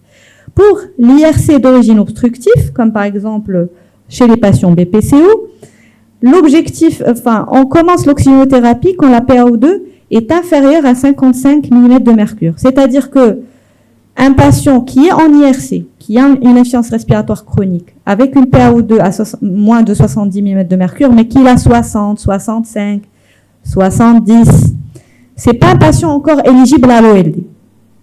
On va voir quelques particularités. On peut instaurer une oxygénothérapie de déambulation, par exemple, à ces stades-là, mais pas encore. On va pas lui dire vous allez utiliser l'oxygène au moins 15 heures par jour. Moins de 55 mm de mercure, il n'y a pas de doute. Maintenant, on a une particularité pour les patients qui ont une PaO2 entre 55 et 60, s'ils ont d'ores et déjà des signes de souffrance tissulaire, d'hypoxémie tissulaire, à savoir la polyglobulie, c'est pour ça qu'il faut faire des NFS chez tous ces patients-là, l'hypertension pulmonaire et des signes cliniques d'insuffisance ventriculaire droite, mais il vaut mieux quand même aller chercher cette insuffisance sur le TT. Et donc, voici les indications dans l'insuffisance respiratoire chronique d'origine obstructive. Vous allez voir que dans la restrictive, c'est différent. Ah, voilà, donc il y avait un autre critère, c'est la désaturation nocturne. Et c'est très important de demander, ne serait-ce qu'une capnographie ou au mieux une polygraphie chez les patients ayant une insuffisance respiratoire chronique. Souvent, ils ont des troubles associés, à savoir un syndrome d'apnée de sommeil, mais c'est aussi important de détecter les désaturations nocturnes. D'ailleurs, c'est très connu que, par exemple, chez les patients neuromusculaires, ils ne vont pas être dans l'insuffisance respiratoire chronique diurne d'emblée. Ils vont d'abord faire des hypoventilations nocturnes avant de les exprimer pendant la journée. Et donc, il faut savoir aussi détecter ces désaturations la nuit. Si on n'a pas les moyens de le faire, on peut demander une gazométrie artérielle au réveil. Elle est assez révélatrice, en fait. Si elle se fait vraiment au tout début, juste après le réveil du patient, on peut détecter non seulement des hypoxémies qui peuvent se corriger pendant la journée, grâce à un travail ventilatoire conscient, mais également on peut détecter des hypercapnies qui disparaissent aussi la journée.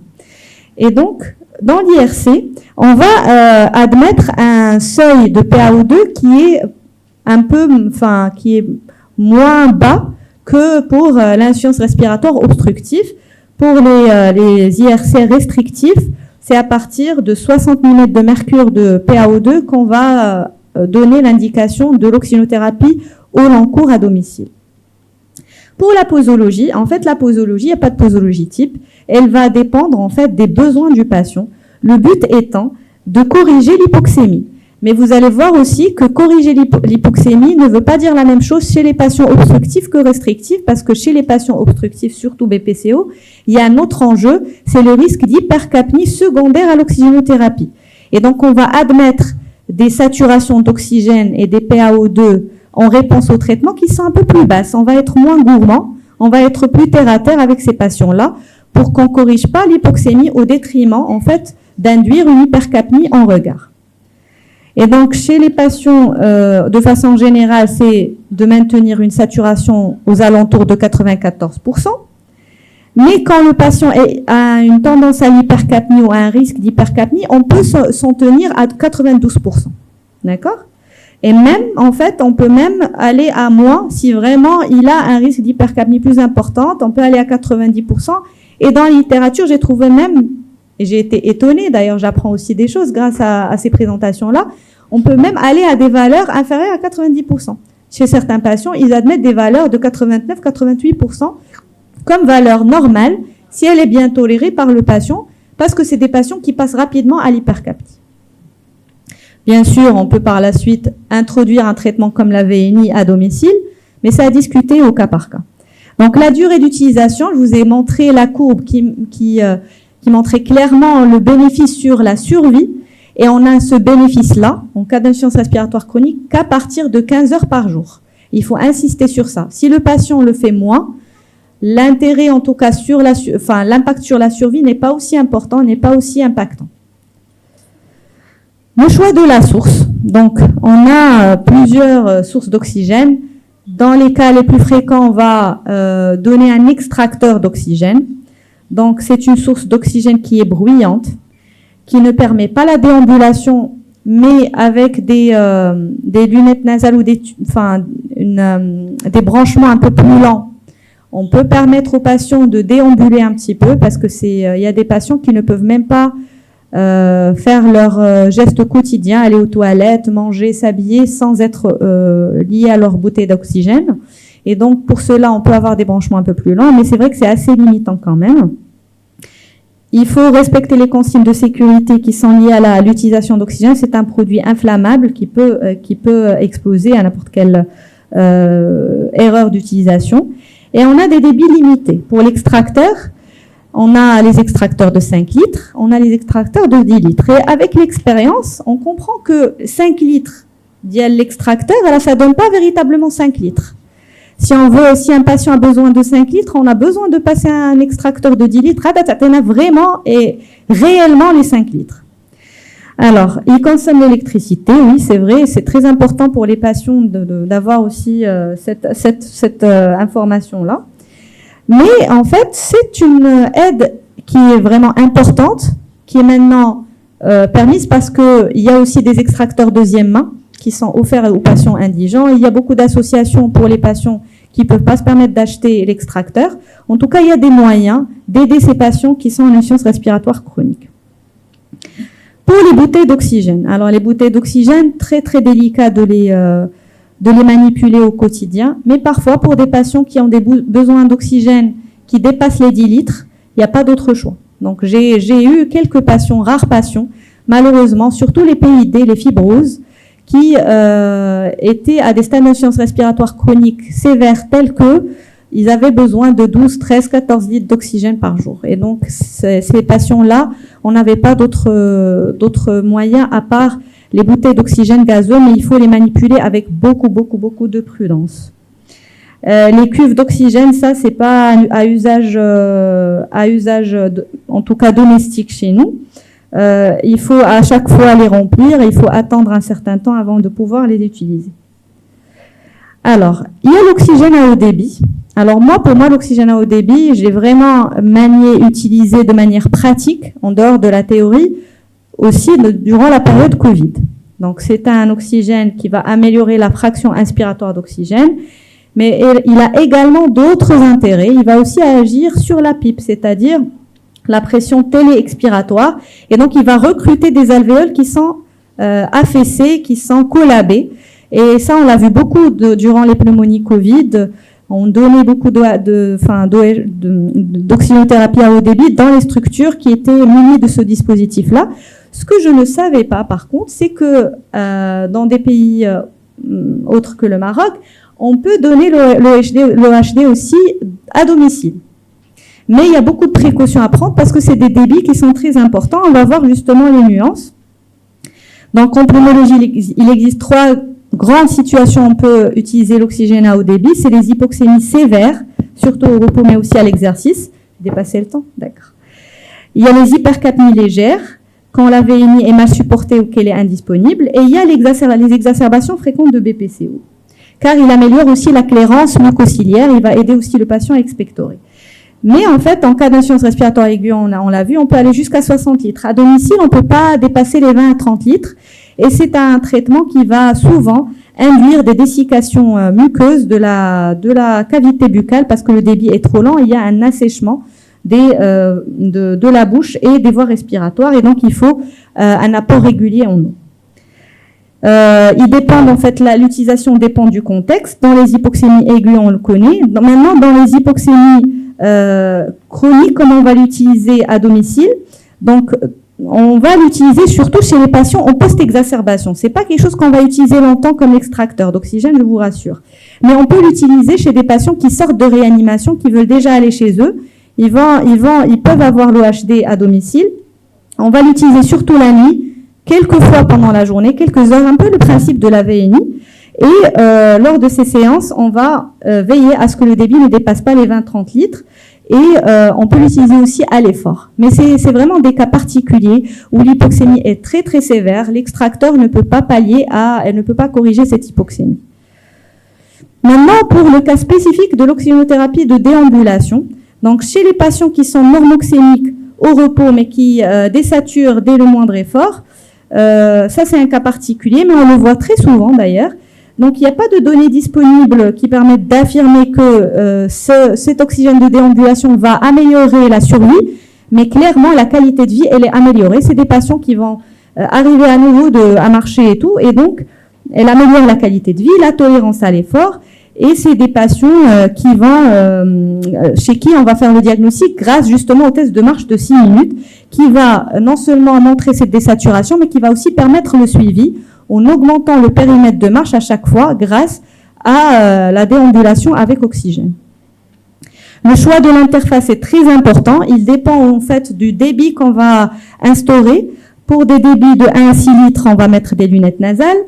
Quand on passe à 8 litres, on va mettre un masque, plutôt un masque nasobuccal, un masque à réserve pour les débits de plus de 10 litres. Et les inconvénients en fait des deux dernières, c'est-à-dire du masque nasobuccal, c'est la réinhalation de CO2, donc il faut prendre ça aussi en considération. L'humidification est très importante pour le confort du patient, mais il faut savoir aussi que c'est une source d'infection et de contamination. Il faut absolument enseigner aux patients de laver le récipient régulièrement pour que ce ne soit pas une source de diffusion de microbes, de micro-organismes, d'aérocontamination. À peu près toutes les 48 heures, il doit être lavé et l'eau doit être changée dans le barboteur. Et les effets secondaires, donc il existe 4 grands groupes de dangers de l'oxynothérapie. Les erreurs de prescription. C'est pour ça que je vous ai dit que prescrire une oxynothérapie au long cours chez un patient qui vient de faire une exacerbation, ça arrive souvent. Je reçois beaucoup de patients qui finalement, après une pneumonie ou une exacerbation de BPCE, se retrouvent avec cette indication alors que c'était juste passager. Donc, pensez à refaire la gazométrie, pour vraiment être sûr que c'est une IRC. L'hypercapnie sous oxygène, on en a parlé, surtout chez les patients BPCO, ils vont avoir tendance à l'hypercapnie parce qu'il y a des changements du rapport ventilation-perfusion. Alors, le danger maintenant de l'hyperoxie, il est faible, on va en parler. Et il y a les dangers techniques, comme on en a parlé, risque d'incendie, d'explosion. Donc, il faut absolument dire aux patients qu'il est interdit de fumer quand on utilise ce genre d'appareil. Les contre-indications, donc absolues et permanentes, c'est le tabagisme, c'est le pneumothorax non drainé, c'est la claustrophobie majeure et les lésions pulmonaires asymptomatiques. En fait, ici, si on n'a pas un diagnostic sûr sur le type de lésion, il vaut mieux aller au-delà en fait de donner un traitement sans avoir une étiologie précise. C'est ce que parfois on se retrouve avec des patients qui nous viennent avec des indications d'oxygène faites par d'autres spécialistes ou d'autres médecins à part les pneumologues. La toxicité de l'hyperoxie maintenant. Est-ce qu'il y a un danger à donner des doses élevées d'oxygène à des patients qui n'ont pas besoin de doses aussi élevées? Donc, quand on a un excès d'oxygène, généralement, ça arrive surtout dans la plongée maritime. Quand j'ai cherché, c'est vrai que pour un patient qui va utiliser l'extracteur de 5 à 10 litres, il n'y a pas vraiment de danger. Maintenant, il faut quand même être conscient qu'un risque de surdosage existe et que les deux conséquences majeures sont les lésions pulmonaires et les lésions cérébrales. Les lésions pulmonaires, c'est l'inflammation du surfactant, c'est un type d'OAP en fait qui va survenir. Et l'effet Paulbert, c'est plutôt les effets, les radicaux libres qui vont toucher le cerveau et qui peuvent donner dans un premier lieu une confusion avant d'aboutir à des épilepsies dans les cas les plus sévères. En conclusion, l'oxygénothérapie à long terme ou au long cours est un traitement essentiel pour l'insuffisance respiratoire chronique sévère. Il améliore non seulement la qualité de vie, mais également la survie, mais elle doit être prescrite de manière surveillée et rigoureuse par le pneumologue. Le suivi est très important car ces indications reposent sur des critères très précis, notamment l'hypoxémie au repos, mais elle est aussi indiquée pour l'hypoxémie à l'effort. L'OLD est bénéfique pour l'exercice, le sommeil, les fonctions neuropsychiques, elle réduit les hospitalisations, mais son efficacité dépend de la durée d'utilisation qui ne doit pas être inférieure à 15 heures par jour et je vous remercie. Merci beaucoup, Madame le professeur Larèche, pour votre communication très exhaustive. Alors, est-ce qu'il y a des questions dans l'assistance? Est-ce que vous avez une expérience, enfin, est-ce qu'on pratique l'ECMO au Maroc? L'ECMO, oui, oui. On l'utilise, oui. Je connais 2-3 cliniques qui utilisent l'ECMO. À Casablanca, oui. À Casablanca, il y en a, oui. L'utilisation de l'ECMO est beaucoup plus vaste parce qu'elle ne permet pas que d'oxygéner, mais carrément c'est un changement du circuit sanguin en totalité. Il faut des réanimateurs vraiment formés dans la technique. Même les réanimateurs, ils savent qu'ils sont pas tous aptes à utiliser la technique. En plus, elle coûte très très cher. Mais elle sauve des vies effectivement. Nous, ce qu'on a découvert surtout suite au Covid, c'est l'OHD, c'est l'oxygène à haut débit. On ne pouvait pas imaginer qu'on pouvait arriver à des débits jusqu'à 60 litres. C'est possible et ça a sauvé pas mal de vies quand le traitement était disponible. Professeur Mziane, une question. Je vous remercie de vous féliciter pour cette présentation sur l'oxygénothérapie. Ma question, c'est effectivement en ce qui concerne les ponces. C'est-à-dire, on devait s'équiper de gazomètre. Oui. Parce qu'à vrai dire, qui dit oxygénothérapie dit gazométrie. Je pense que c'est ce qui manque, l'accès donc à la gazimétrie. La plupart ne parlent pas de Casablanca, l'accès à la gazimétrie qui va limiter ou bien qui va donner une prescription qui n'est pas, disons, minutieuse en ce qui concerne l'oxygénothérapie, surtout au long cours. Je suis tout à fait d'accord, professeur Mziane. On voit plus d'indications erronées d'OLD que le contraire. On a plus de facilité à donner l'oxygène aux patients comme si c'était un traitement anodin, alors que l'indication n'y est pas. Dans le cadre du point de vue mutuel, vous êtes mieux placé que nous. En ce qui concerne cette oxygénothérapie, il encourage beaucoup les gens, c'est carrément, donc, qui sont sous oxygène au long cours, d'acheter. Comme quoi. Alors que, vous le savez très bien, en Europe, c'est pas le cas. C'est une location. Comme ça, pour mieux contrôler donc cette oxygénothérapie. Le problème qui s'oppose actuellement entre la location et l'achat, c'est la durée. Quand ça dure trop longtemps, ils préfèrent que ce soit l'achat. C'est simple, c'est un problème pécunier pour eux. Le contrôle, c'est le contrôle. Le contrôle, c'est pas à nous de faire un contrôle, c'est aux médecins de faire le contrôle. Maintenant, on demande une gazométrie au départ et une lettre du médecin qui demande l'oxygénothérapie, c'est tout. Merci Madame Arèche pour la communication. Et puis on passe à la suite de notre programme.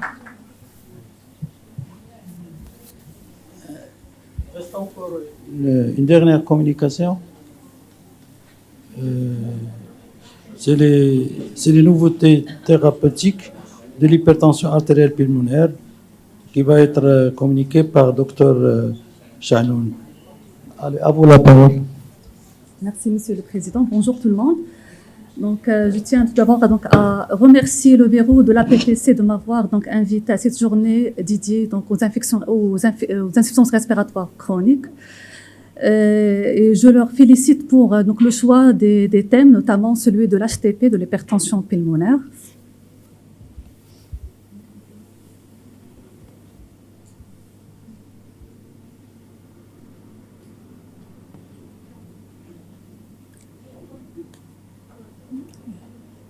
Merci.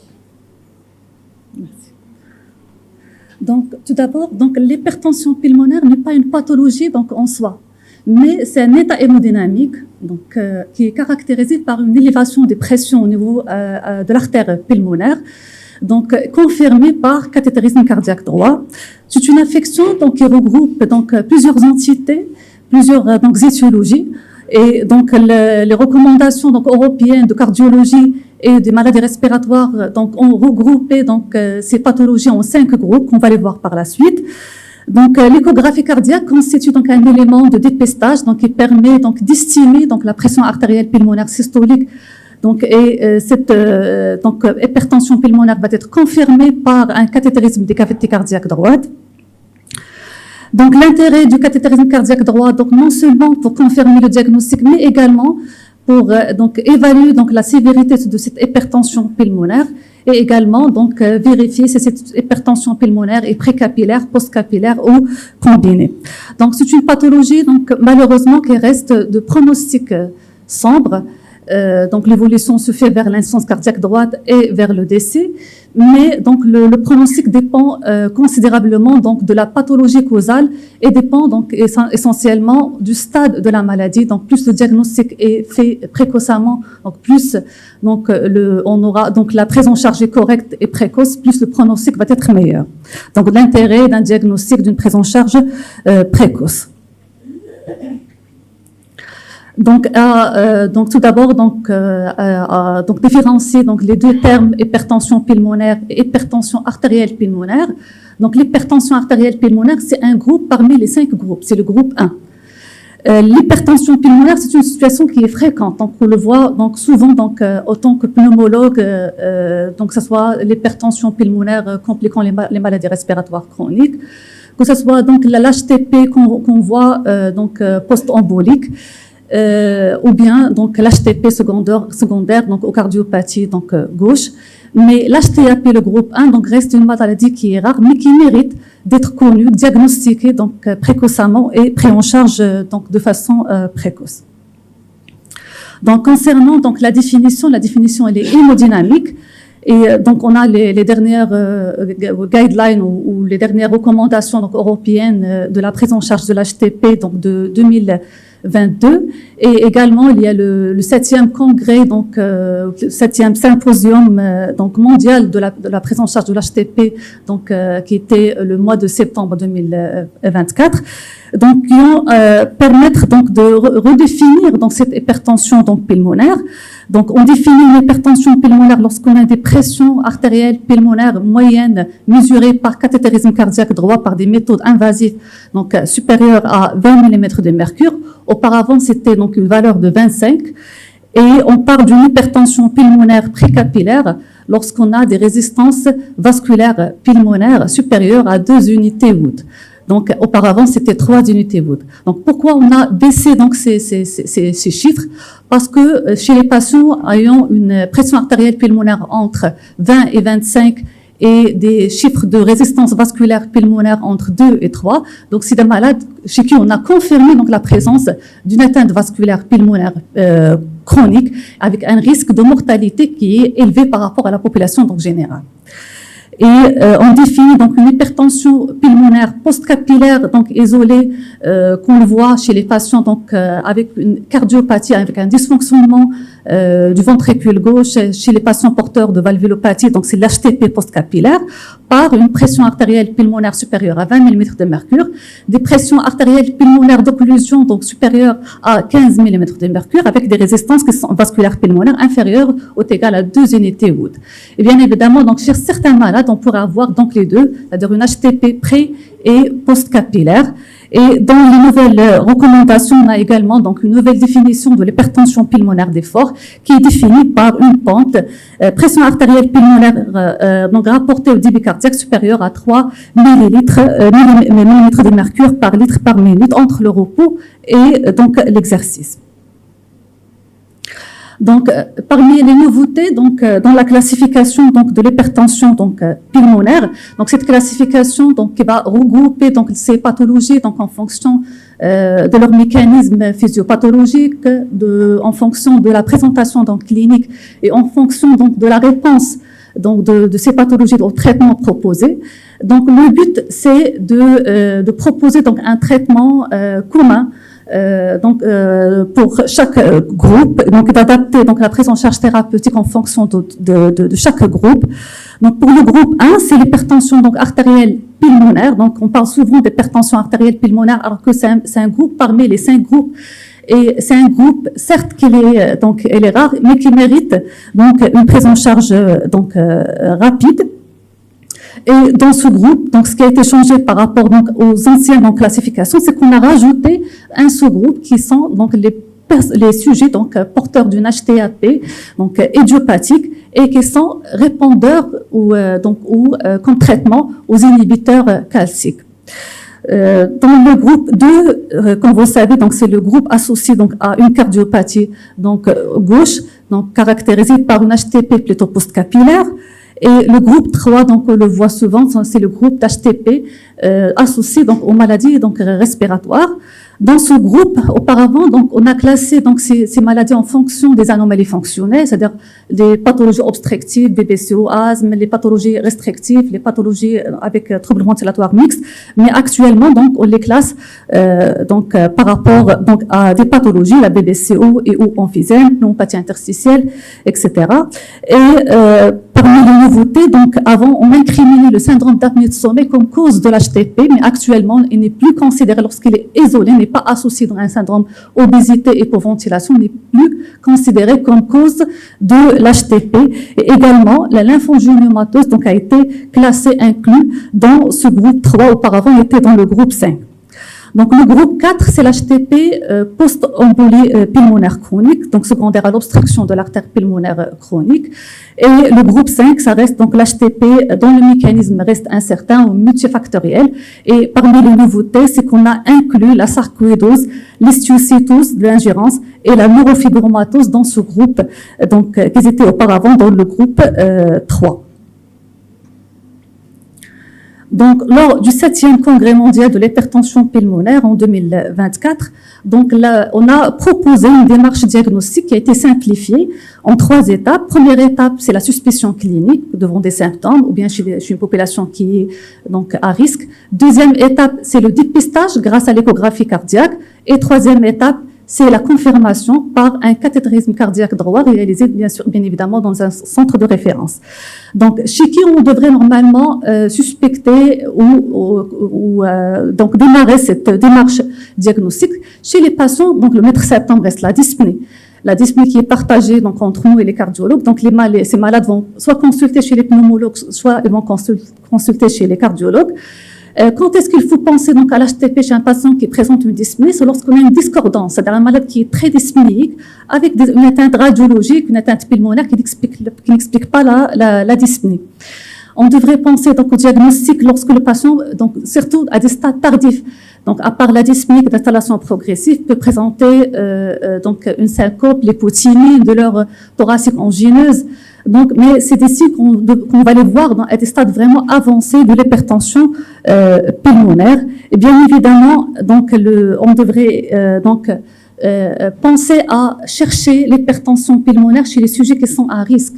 Donc, notamment les patients porteurs d'une sclérodermie donc systémique, dont la prévalence donc de l'HTP donc dans cette population est entre 5 et 19%. Donc quand même, donc surtout c'est l'évolution de la maladie donc est plus de 3 ans et surtout lorsqu'on a un DSCO qui est très basse avec une CV qui est plus ou moins donc conservée. On devrait donc chercher donc l'HTP chez les patients qui ont porteurs de la mutation BMPR2. Donc c'est une mutation donc qu'on a identifiée donc surtout dans les formes familiales et héritables. Donc surtout chez un malade qui présente une histoire familiale, des cas similaires dans la famille. Les patients porteurs d'une hypertension portale, puisque ça fait partie donc des causes normalement de l'hypertension pulmonaire, les patients porteurs d'une infection donc rétrovirale HIV et les patients candidats à une transplantation donc hépatique. Donc, quel bilan normalement à réaliser devant une suspicion donc clinique d'une hypertension pulmonaire? Donc, tout d'abord, on va commencer par les examens donc de base, notamment un électrocardiogramme, donc un dosage de la proBNP qui est élevé normalement lorsqu'on a une augmentation de pression au niveau des cavités cardiaques, au niveau de l'artère pulmonaire. On va demander donc une imagerie thoracique pour éliminer d'abord donc une cause, on va commencer à éliminer les causes les plus fréquentes, qui sont les maladies respiratoires et les cardiopathies gauches. L'échographie cardiaque, donc elle permettra, l'évaluation en général cardiaque permettra donc d'éliminer ce groupe ou de confirmer ce groupe. Et une imagerie, une exploration donc radiologique thoracique, radio-scanner thoracique, une exploration fonctionnelle respiratoire permettra, bien sûr avec l'interrogatoire et les données cliniques, permettra soit de retenir comme cause de l'HTP, maladie respiratoire, ou les cardiopathies gauches. Et bien sûr, c'est les deux. Si on arrive à éliminer les deux causes les plus fréquentes, troisième étape, c'est d'éliminer l'HTP post-embolique, l'hypertension pulmonaire, post-embolie pulmonaire chronique. Donc, en réalisant bien évidemment donc soit un angioscanner thoracique, sachant que l'angioscanner thoracique ne permet pas d'éliminer normalement le diagnostic d'une embolie pulmonaire chronique. Parfois, on est amené à réaliser même une scintigraphie donc pulmonaire pour donc éliminer ou retenir ce diagnostic. Et bien évidemment, d'autres examens complémentaires donc ont comme but donc d'avoir un diagnostic étiologique. Donc cette démarche diagnostique n'a pas donc elle a pour but de confirmer le diagnostic, mais également de chercher une cause et de chercher les comorbidités associées. Cela, bien évidemment, va influencer donc la prise en charge thérapeutique, le choix des traitements donc pour l'hypertension pulmonaire. Donc, pour l'échographie cardiaque, ne permet pas de confirmer l'hypertension pulmonaire. Elle permet d'estimer la pression artérielle pulmonaire systolique à partir de la fuite au niveau du foyer tricuspidien. Donc, elle va mesurer la vitesse de régurgitation au niveau du foyer tricuspidien. Lorsqu'il est supérieur à 2,2, donc, on est devant probablement une hypertension pulmonaire qu'on devrait bien évidemment donc l'explorer. Et il permettra également de chercher les signes indirects de l'hypertension pulmonaire, la dilatation des cavités cardiaques droites, le diamètre du tronc de l'artère pulmonaire. Et donc, au terme de ce bilan, donc il y a certains patients donc HTP avec des maladies respiratoires qu'on pourrait avec HTP qui est modéré, qu'on pourrait gérer nous-mêmes autant que pneumologue, ou parfois adressé en présence aussi d'une insuffisance cardiaque droite chez un médecin cardiologue. Mais certains malades méritent d'être explorés et chez qui on devrait normalement confirmer ce diagnostic par la réalisation d'un cathétérisme des cavités cardiaques droites. Donc, chez qui on devrait normalement le réaliser, on devrait le réaliser lorsqu'on suspecte une hypertension artérielle pulmonaire, c'est-à-dire le groupe 1, que ce soit idiopathique, les formes irritables, l'HTAP associé aux connectivites, en particulier la sclérodermie, et les patients, par exemple, qui ont présenté une HTAP secondaire à la consommation de certains médicaments, notamment les anoxygènes. Également, on va adresser les patients chez qui on a des chiffres élevés de pression artérielle pulmonaire systolique, alors que l'atteinte pulmonaire n'explique pas cette HTP. Une HTP qui est sévère, généralement l'HTP au cours des maladies respiratoires, elle est modérée et ne dépasse pas les 35 mm de mercure. Donc si on a des chiffres qui sont élevés, c'est des malades à adresser. Également pour l'HTP des cardiopathies gauches, lorsqu'on est devant une HTP qui est sévère, c'est des malades à adresser pour un cathé dans un centre spécialisé. Et bien sûr, donc le groupe 4, l'HTP post-embolie pulmonaire chronique, c'est des malades à explorer, à traiter ou qui méritent un traitement spécifique. Donc, la stratégie thérapeutique ou bien pour une prise en charge donc, qui est optimale, donc qu'est-ce qu'on devrait d'abord classer ou chercher donc à classer l'HTP parmi les 5 groupes. Deuxièmement, si on est devant une HTAP du groupe 1, l'HTAP, on devrait normalement stratifier le risque, évaluer le pronostic et bien évidemment mettre en place une stratégie thérapeutique donc fondée sur les épreuves. Donc on va appliquer bien évidemment les recommandations donc internationales concernant donc la prise en charge de l'HTAP. Alors, comment on évalue donc le risque ou bien le risque de mortalité ou comment stratifier donc une HTAP? Il y a plusieurs scores, que ce soit donc des scores américains, européens, français, mais le plus utilisé c'est la stratification donc qui est proposée par donc les recommandations européennes des maladies respiratoires et donc les recommandations européennes des maladies cardiovasculaires. Donc dans un premier temps, donc c'est-à-dire une fois le diagnostic d'HTAP est confirmé, donc on va classer notre malade.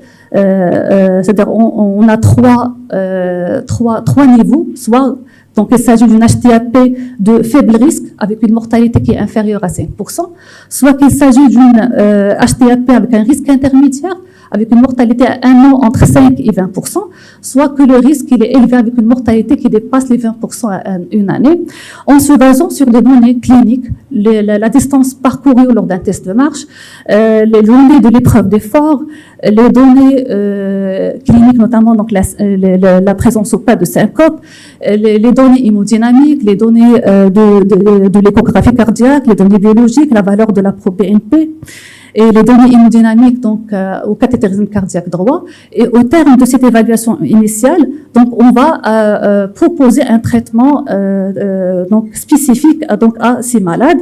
Ce que vous voyez donc à droite, c'est une stratification donc à 4 niveaux. Donc c'est plutôt donc elle est à réaliser chez les patients donc après l'instauration, c'est-à-dire lors de la réévaluation. Donc dans un premier temps donc c'est une stratification à 3 niveaux, mais après l'instauration du traitement, on va appliquer donc une évaluation qui est plus simple, qui repose essentiellement sur des données cliniques, l'évaluation de la dyspnée selon donc la classification NIA et la distance parcourue lors d'un test de marche de 6 minutes avec un marqueur biologique qui est la ProBNP. Et donc le rôle de cette stratification, donc d'abord, elle va surtout guider le choix et le nombre de médicaments donc à prescrire chez ces malades.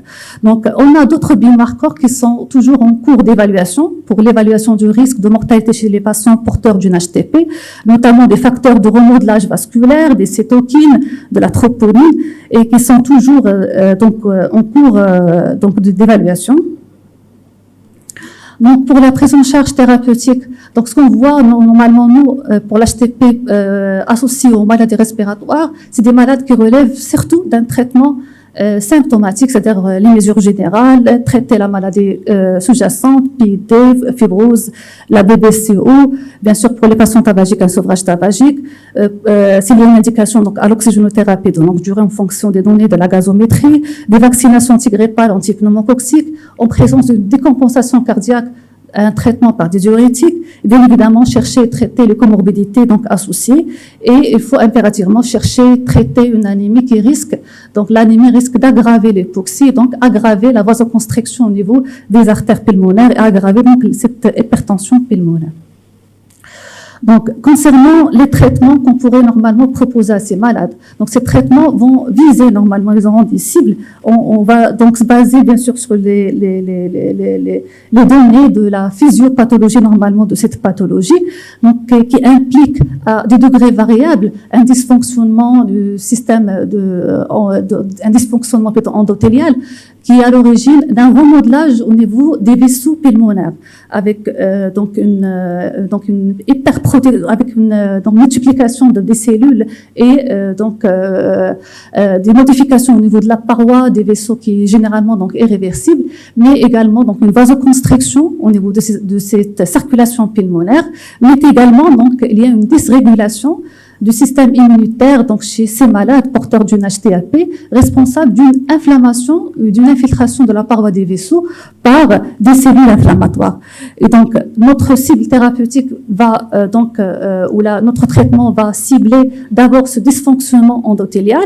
Donc comme médiateur, donc on va normalement agir sur l'endothéline 1, sur le monoxyde d'azote et sur les prostacyclines. Et donc, comme médicaments qu'on pourrait normalement donc prescrire, il y a d'abord les antagonistes des récepteurs de l'endothéline, il y a les inhibiteurs du 5-phosphodiesterase qui auront donc comme cible donc le monoxyde d'azote. Il y a les analogues de prostacycline, que ce soit par voie orale, par voie injectable ou inhalée. Il y a également, donc dernièrement, parmi les nouveautés, et c'est déjà intégré dans les recommandations, dans la prise en charge de l'HTP, c'est donc les inhibiteurs de la voie de signalisation de l'activine, qui est impliqué directement dans le remodelage des vaisseaux. Et voilà, donc j'ai essayé de chercher donc l'ensemble des molécules qu'on pourrait prescrire chez les patients donc avec HTAP, le groupe 1. Donc parmi ces molécules, j'ai marqué ce qui est en rouge, ce qui est disponible au Maroc et ce qui est commercialisé au Maroc. Donc ce qu'on a au Maroc, on a normalement les inhibiteurs du 5-phosphodiesterase et on a les antagonistes des récepteurs de l'endothéline. Donc ce qui est vraiment disponible. Donc au Maroc, on n'a pas les autres molécules, on n'a pas les autres moyens qu'on pourrait pas donc les prescrire chez les malades. Et parmi les nouveautés également, donc il y a une molécule qui est normalement la sotatercept. Donc c'est une molécule, c'est un inhibiteur de la voie de signalisation de l'activine.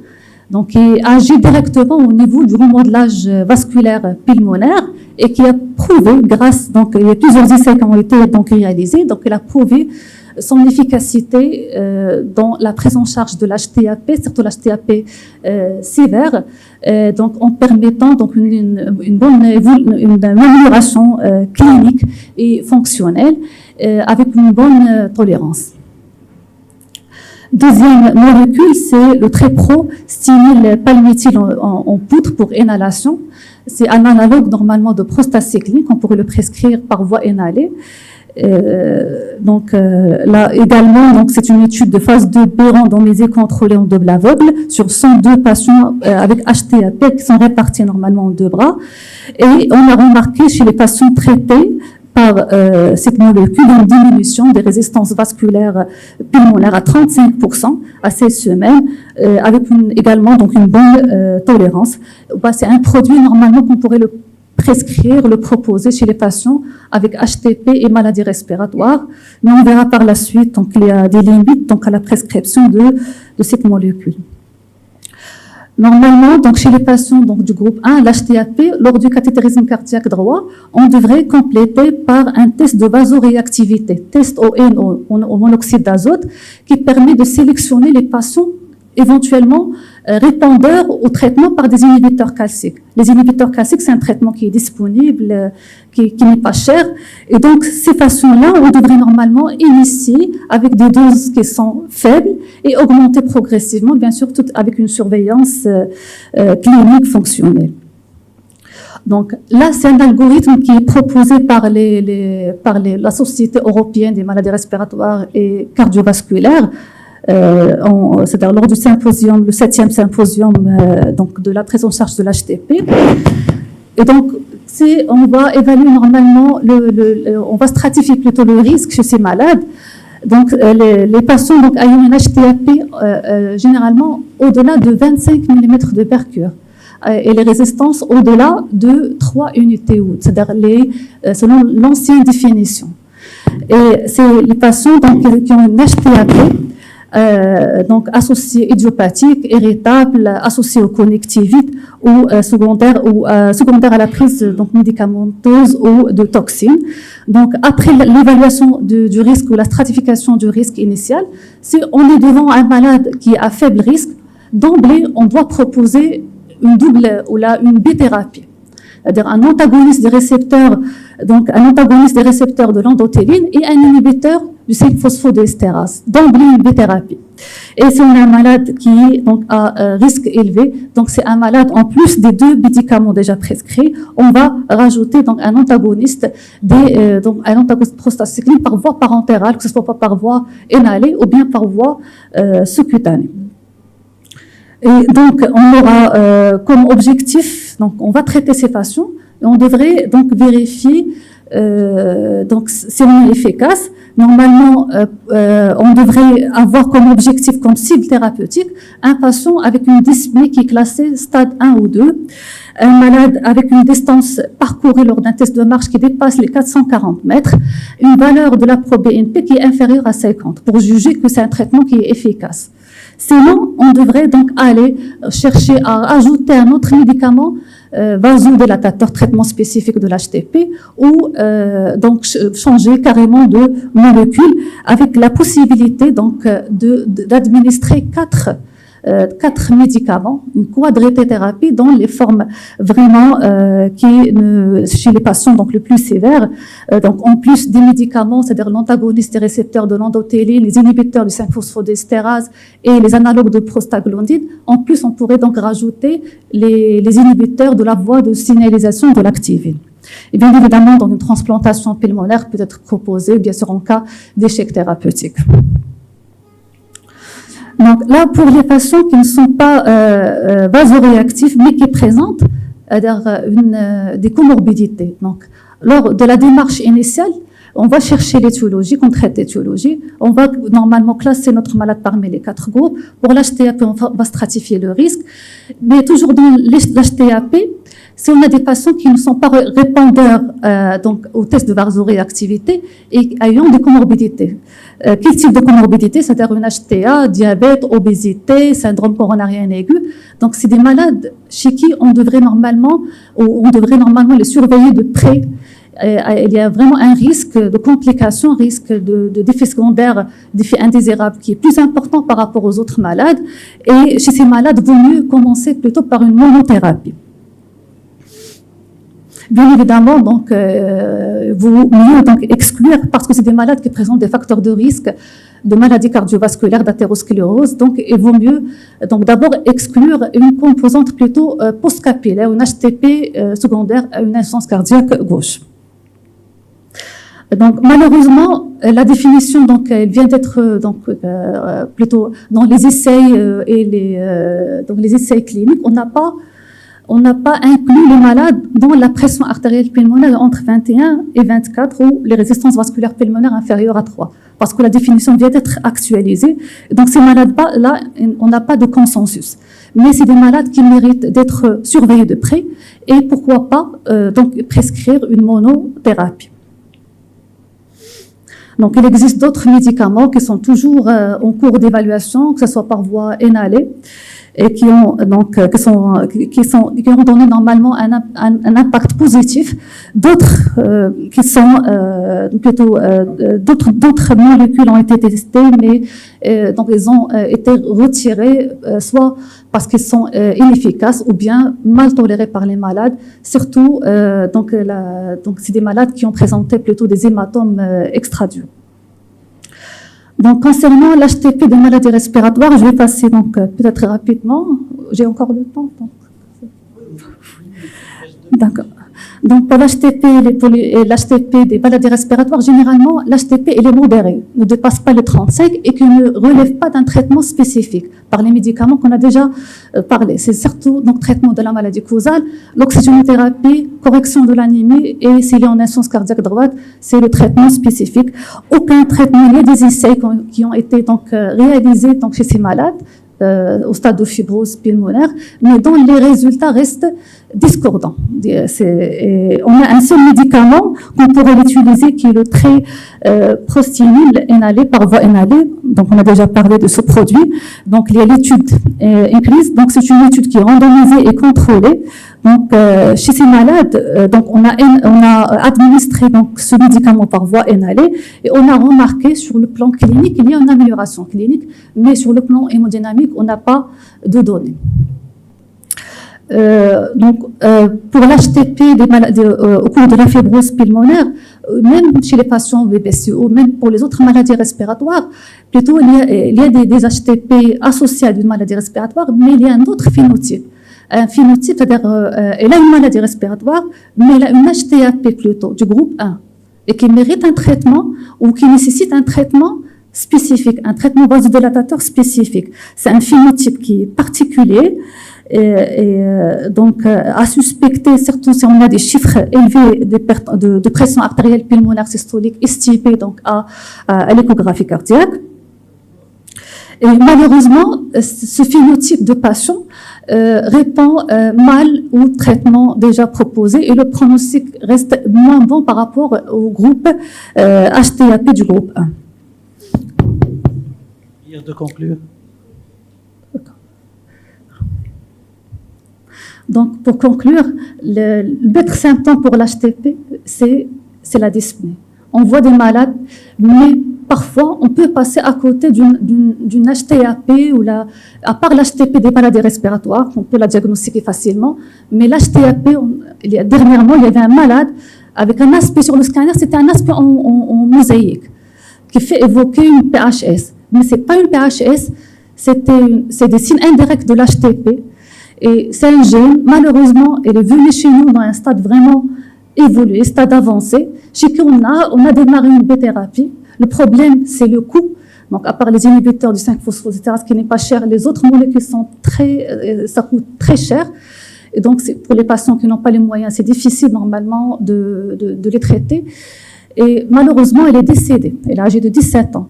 Donc, l'intérêt, certes, l'HTAP du groupe 1, c'est une pathologie qui est rare, certes, mais qui mérite d'être reconnue par les pneumologues, comme par les cardiologues, et d'être traitée de façon précoce par des moyens, traitements spécifiques, des vasodilatateurs, donc un traitement spécifique, afin d'améliorer bien évidemment donc, le pronostic de ces malades. Et je vous remercie.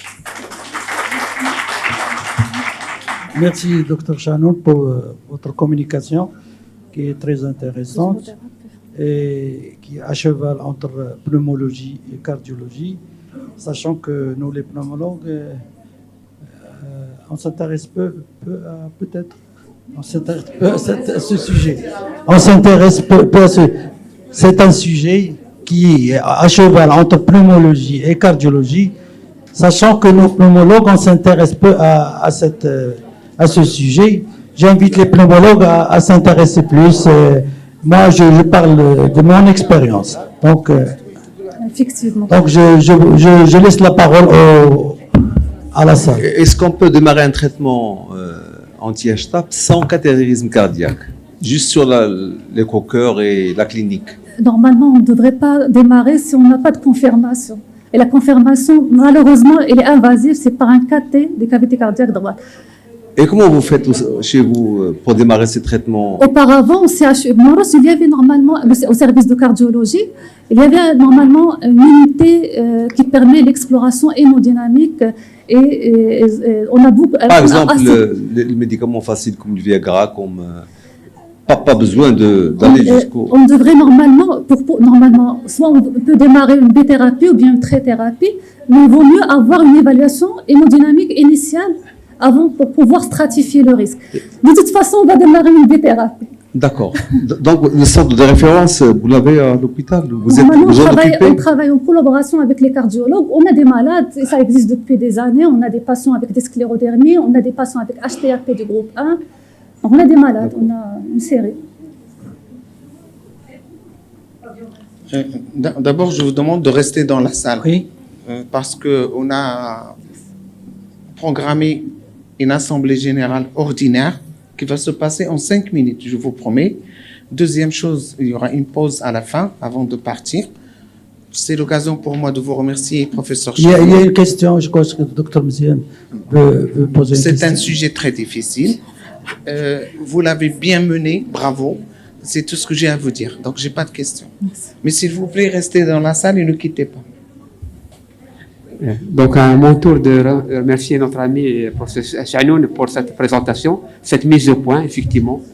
D'autant plus que je l'ai déjà présenté point de vue dans le poste RS, comme quoi, parce qu'il y avait beaucoup de données, en particulier de la dernière, donc les récepteurs, donc en ce qui concerne le CFF, avec l'activine.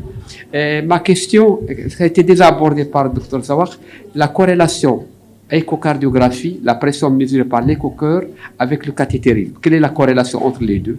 Puisque c'est l'accès le plus facile pour ça. Évidemment, je suis d'accord. Dans le cadre de la HTAP, c'est le cathétérisme. Puisqu'à vrai dire, il faut différencier entre l'hypertension pulmonaire qu'on voit dans les affections respiratoires, également dans les affections cardiaques, par rapport à l'HTAP. Malheureusement, heureusement, elle est rare, mais ce sont des personnes qui sont très jeunes. J'ai 3 patients, malheureusement, il y a un décès de ces jeunes du fait de cette hypertension artérielle pulmonaire qui est très sévère. Mais évidemment, on ne pourrait pas dire comme quoi les pneumologues ne devraient pas s'intéresser. Ils devraient s'intéresser, parce qu'on les voit, ces malades. Merci. Donc, effectivement, il y a les recommandations, mais il y a la pratique et il y a normalement... c'est-à-dire qu'on n'a pas beaucoup de moyens, donc on devrait normalement adapter nos stratégies diagnostiques thérapeutiques en fonction des moyens qu'on a. Oui. Donc l'échographie reste certes un moyen de dépistage, mais quand est-ce qu'on devrait normalement vraiment... D'accord. Je vous remercie infiniment et je repasse la parole à professeur Bakhatar.